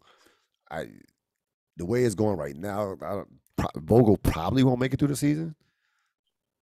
Yeah, it would. Yeah, not if he's going like nah. I would think that I would give him towards, unless they go on some type of major win streak. Because if they stay like even 500 like this, he will be going by the All-Star break. LA is a lot like Dallas in this aspect. Yep. You not only need to win, you need to look good winning. Yes. I think the biggest thing, honestly, is that they look so bad. And it doesn't matter what they do. It's just like, this is ugly. Yeah. Even when they win, it's ugly. Like, no, this is LA. Y'all supposed to be. This is why you get all the big stars, so you can do big star things and be throwing that is our perception of LA when they have all the talent in the world, all the big name, all the names in the world. Yeah. And that has, honestly, as you have mentioned many times, your track record with that, not great. Nope. So why do you keep doing it? Doesn't make sense. I mean, just the same reason why Jerry Jones won't hire a general manager, And so I think that's why more than anything, because Vogel's a basketball coach. Yes. He will be satisfied if his team is playing good basketball. Right. But I don't know if, to your point, the Stephen A's, the Magic Johnson, how all that stuff breaks down, and everybody gets into their feelings about something. And then we can't, of course, have any conversation behind closed doors. We need to make sure the entire world knows that we're unhappy right now. And so that's what I ultimately think will be Frank Vogel's undoing. Yeah, I mean, the narrative is already out there. Like, it's already out there that the team has underperformed. It's already out there that they're not playing great defense. They're not playing any defense, and that's supposed to be that's his specialty. You can't survive this. They gotta play in order for them to be even remotely survivable. They at least gotta play good basketball. That's the least they gotta do. Yes. Yeah. But that does have to happen first. It really does. Yeah. I mean, especially on the defense. Again, I personally, as a fan of the team, don't blame Vogel because you took away all his defensive players and expect the team to be good defensively, which kind of doesn't make sense. But I mean, look, had it from almost day one, the team didn't make sense. The way it was constructed made no sense. Made zero sense. And you're just okay. Show me how this makes sense, and it has looked as bad as I thought any novice NBA fan could imagine a roster that was constructed like that to be. You don't have to be a genius on this one. You really don't. No. You really don't. You don't have to be a basketball head coach. You don't. You really don't on this one. This one, you don't. The team makes no sense. No, zero sense. It legit just makes no sense. No. And what is the saying? Round peg, square hole. Square hole, yeah. Round, what is it? I think round peg, square hole, yeah. Thank you. That I always get that. Round peg, square, round, square peg, round hole. Something, square, something. Yeah. The point is they can't fit. Yeah, they don't fit. Yes, they don't fit. And what they're trying to do in LA really, really feels impossible. Yeah. And so, yeah, you can't put roster construction on the head coach that doesn't have any say over the roster. He's not one of the coaches that has pull in the draft. Like none of that. None of that. As you can see, Magic and Jeannie and Steven are out there having more pull than him.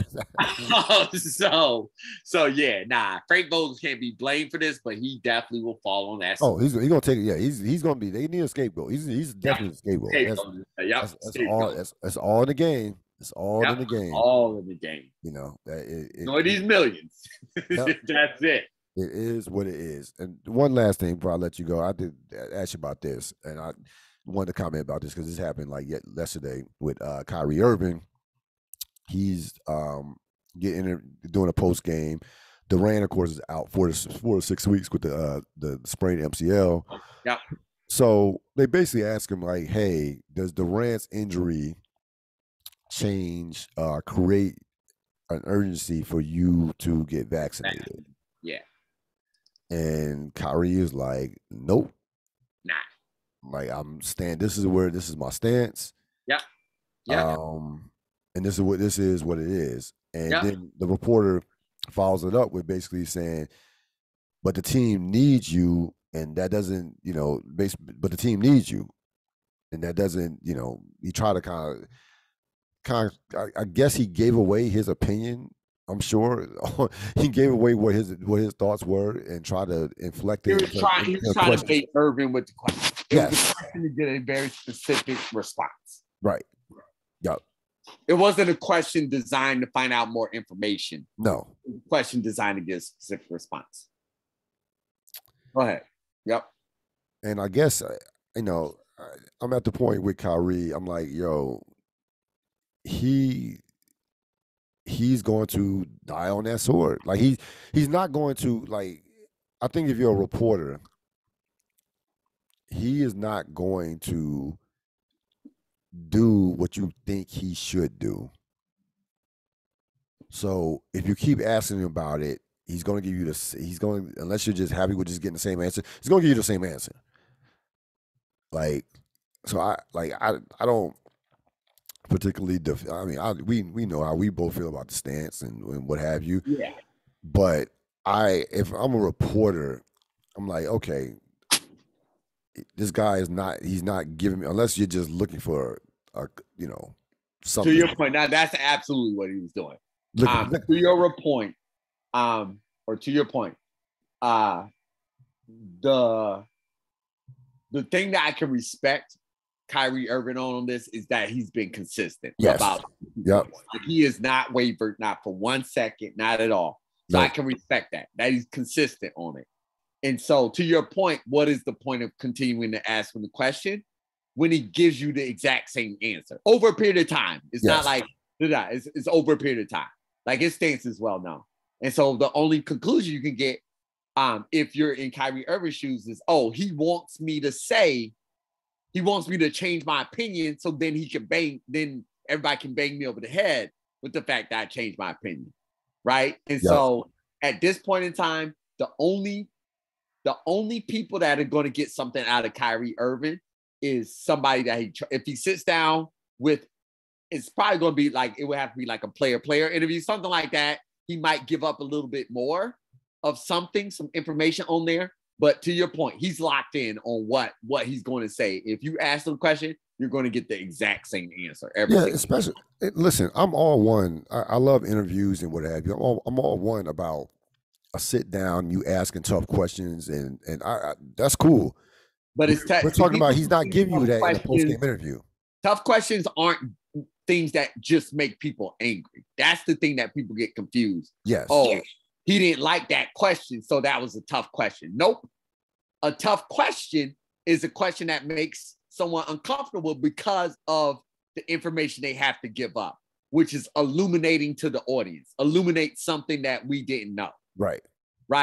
If the question is designed to get at a deeper understanding of why Kyrie, I don't know why anybody would need deeper understanding of why Kyrie doesn't feel like he needs to take the vaccine, but whatever. If you need a deeper understanding of that, then the question should speak to that. But that's not what that question spoke to. No. And so that would be my thing. If you're a reporter and you're going to ask the question needs to be something that's going to inform your audience. Yep. If it's not, and you get the same answer, then you get what you deserve.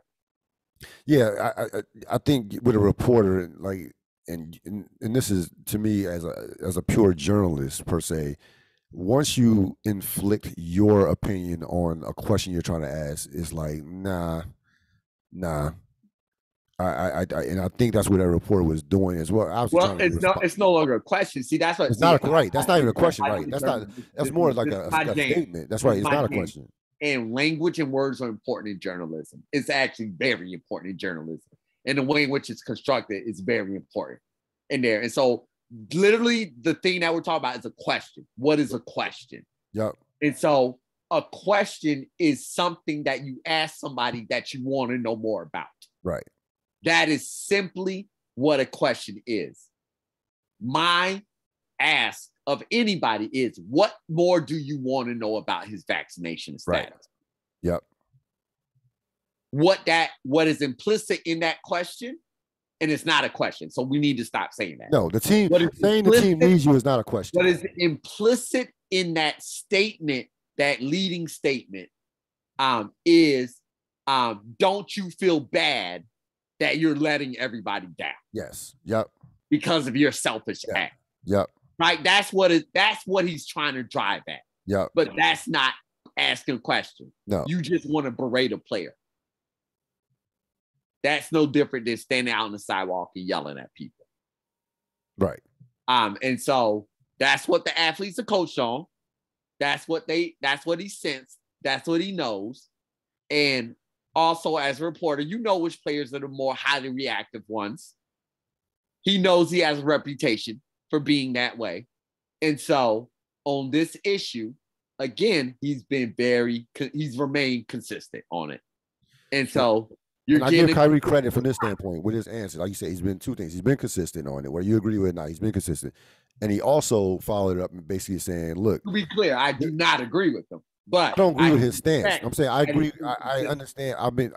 I agree from a standpoint. If he's been consistent, that's what I'm Yeah. saying. He's been. I don't agree with his stance on it. No, but I will say this: he gave the answer he followed up with was a great answer from a standpoint of you're telling me you're trying to get a basketball answer.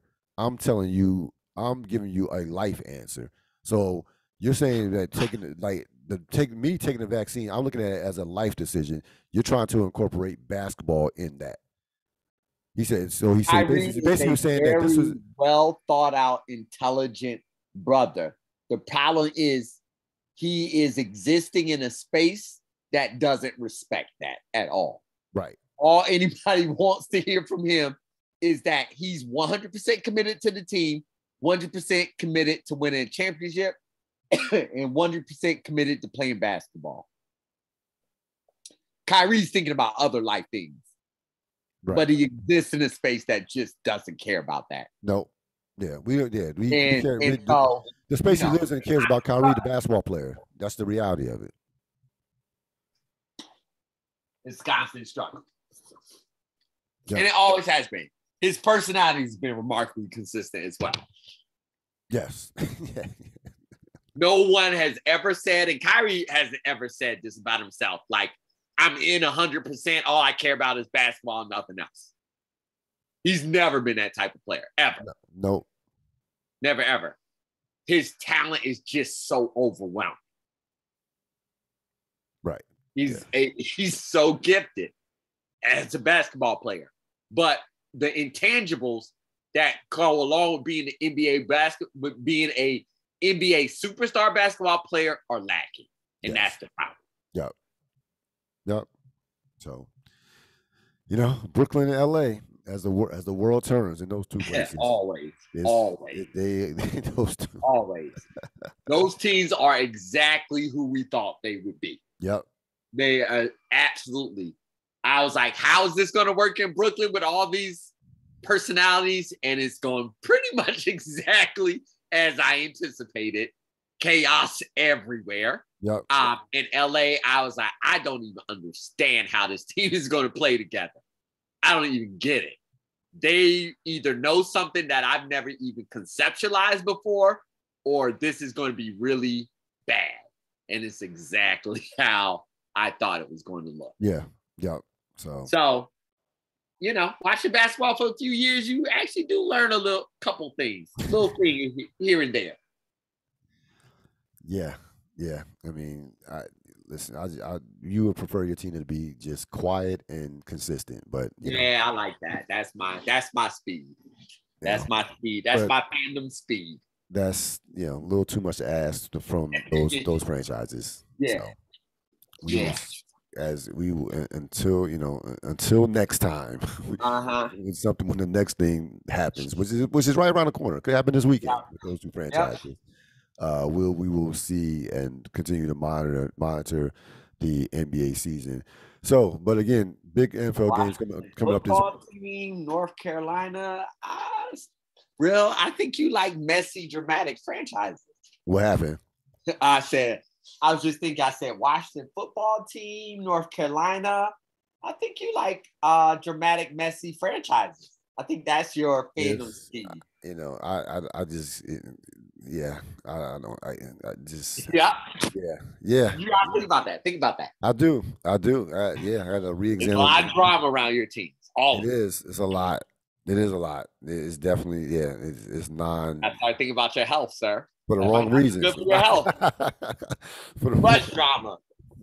For the wrong. Sports drama.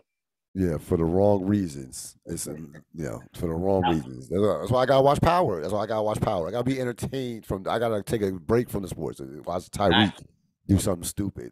Never. Power is my release from these chaotic franchises that I have to watch year round. Go out there and try to perform. So enjoy the football this weekend. Certainly, the Bills Mafia will be out in full force. We know this. They were out. I can only imagine what type of party it was on Saturday. My goodness, into Sunday. I'm sure late into the Sunday hours. That's a party. And Here's my favorite thing. You just reminded me of something, right? So I'm subscribed to all these different podcasts, channel, everything, both Bills, Patriots, and so after the game ends, everything like that, given a little bit of time, I'm searching crickets from Patriot Lane. Crickets. Of course, everybody can't wait on, but everything was lighting up. Everybody couldn't wait to get on. People that hadn't been on in years were coming on and being like, yep, I just did a special podcast to talk about this. Crickets. All the way. Not just crickets for hours after the game. Not just crickets for the next day. Not crickets for the next day after. They took the entire holiday weekend, and I didn't hear from all these different content providers for until Tuesday. These aren't official, they have a vacation, forced vacation they have to take because of national holiday. These are content providers like you. Right. You can talk anytime you want to. And you do run your mouth anytime you want. Crickets all the way to Tuesday. That was my favorite part of last weekend. So I hope to experience something similar this weekend. Yeah, I heard it might have been I listened to the Kern podcast, Tom Kern. Yeah. I listened to that one as well. I did. Yeah, So it was. You're right. You are correct. You are right. That was the one. That was the one, yeah, because that they had a post game. I think he should be given respect. He did come on right after. He did. He kept his normal schedule. You are correct. No, he did. That is a shout out. You're right. You're 100% correct. He did. Oh, the Dallas podcast. The Dallas podcast was hilarious. It was hilarious. Ed Werder and the guy. Oh, they were hilarious. Oh my goodness. Oh, it was. I couldn't listen to enough of it. I couldn't listen to enough of it. Oh my goodness. That one out. That was excellent. I died. The Bengals, some of the Bengals ones are pretty good as well. They were not excited about not the Bengals, Cardinals.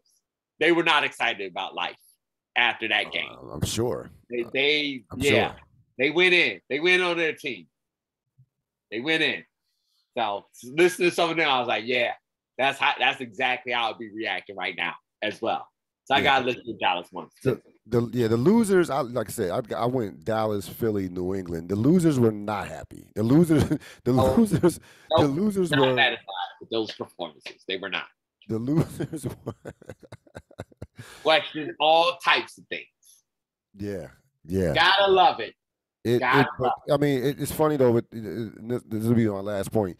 Throughout all this craziness that we had this season, everything, COVID, injuries, whatever, the playoffs kind of up until this point have kind of went the way that we thought they probably would go.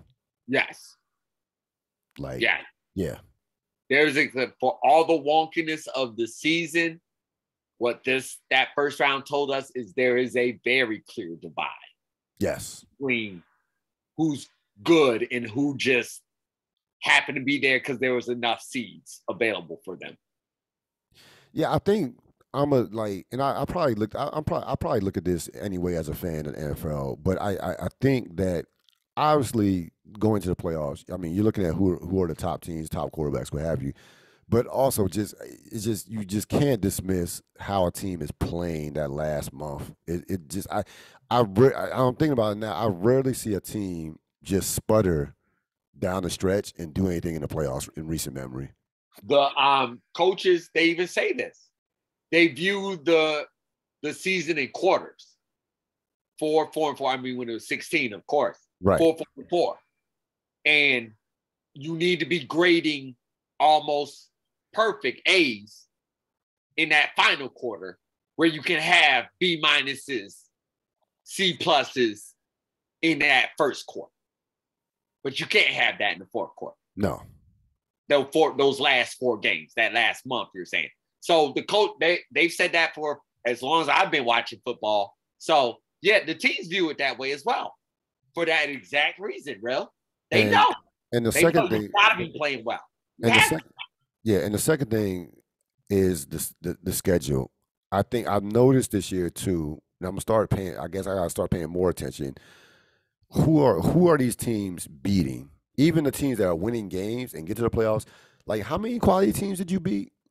Yep. What was your schedule? Like, I think I'm gonna be looking at that more so to get a Yep. to get a better gauge on how good a team actually is. I Yep. think because I think the Cowboys and Patriots did beat up on a number of bad teams Yep. over the course of the season, in particular the Cowboys. Um, I mean, and the Patriots had, and the Patriots certainly had more quality wins. I mean, they beat Cleveland when Cleveland actually was decent. Tennessee, they had y'all on the road, so the Patriots actually played some tougher competition and had some good wins. But again, there were also a lot of teams they beat up on that were just god awful that they feasted on, and so did Dallas, and I noticed that too with certain teams. Like, you look at San Francisco, you say, oh, they lost 7 games, but yeah, but they're playing the Rams twice, and they play in a division that is insane. So it's like they actually might be better than 10-7 versus some teams that might be not as good, having a gaudy record. So I think you gotta. It's kind of like when you look a little bit of college basketball. You kind of gotta look at strength of schedule and um, in terms of some of the teams that college basketball is different because that's how teams get into a tournament unless they make it automatically and how they get seeded and what have you.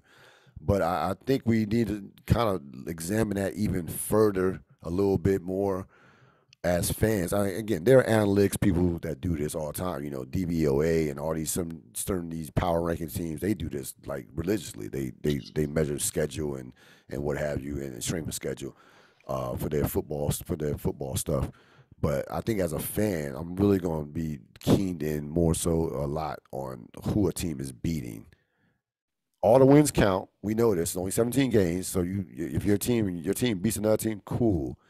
But if you're gauging your team as a team that's trying to compete at a high level and for a championship, like Philadelphia is a perfect example. Like they beat a bunch of terrible teams to get into the playoffs. You know, so it's like, yeah, they were 10-7, but they really weren't that. They were probably closer to being a 500 team than anything. To be honest with you.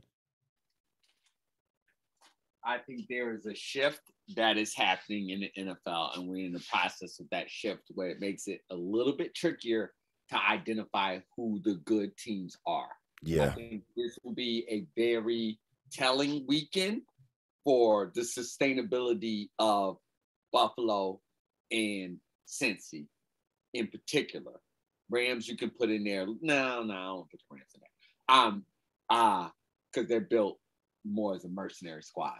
And so like the viability of that, and then next year you'll be looking at will Herbert and San Diego stepping more into the limelight?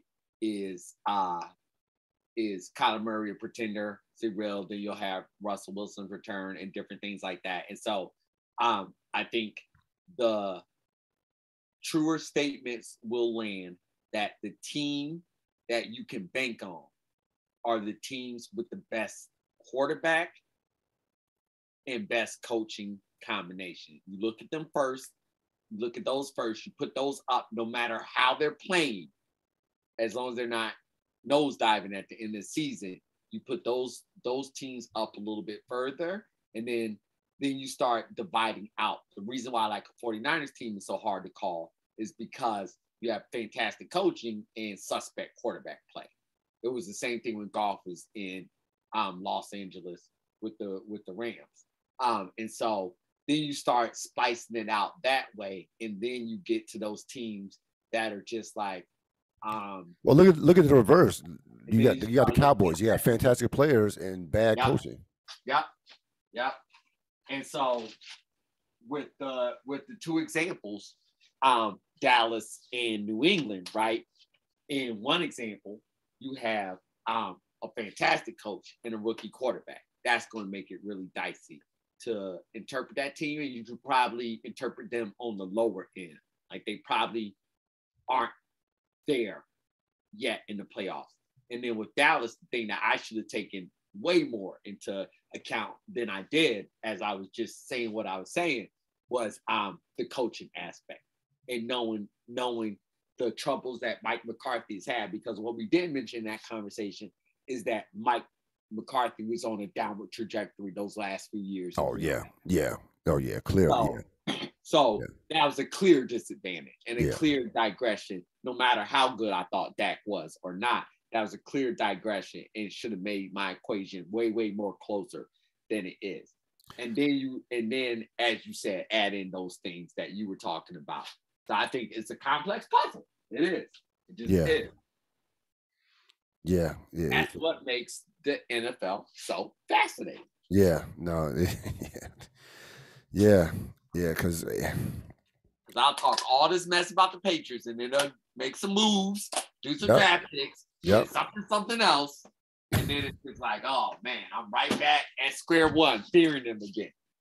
That's the NFL. It really is. And how quickly, and also how quickly things can change. Yes.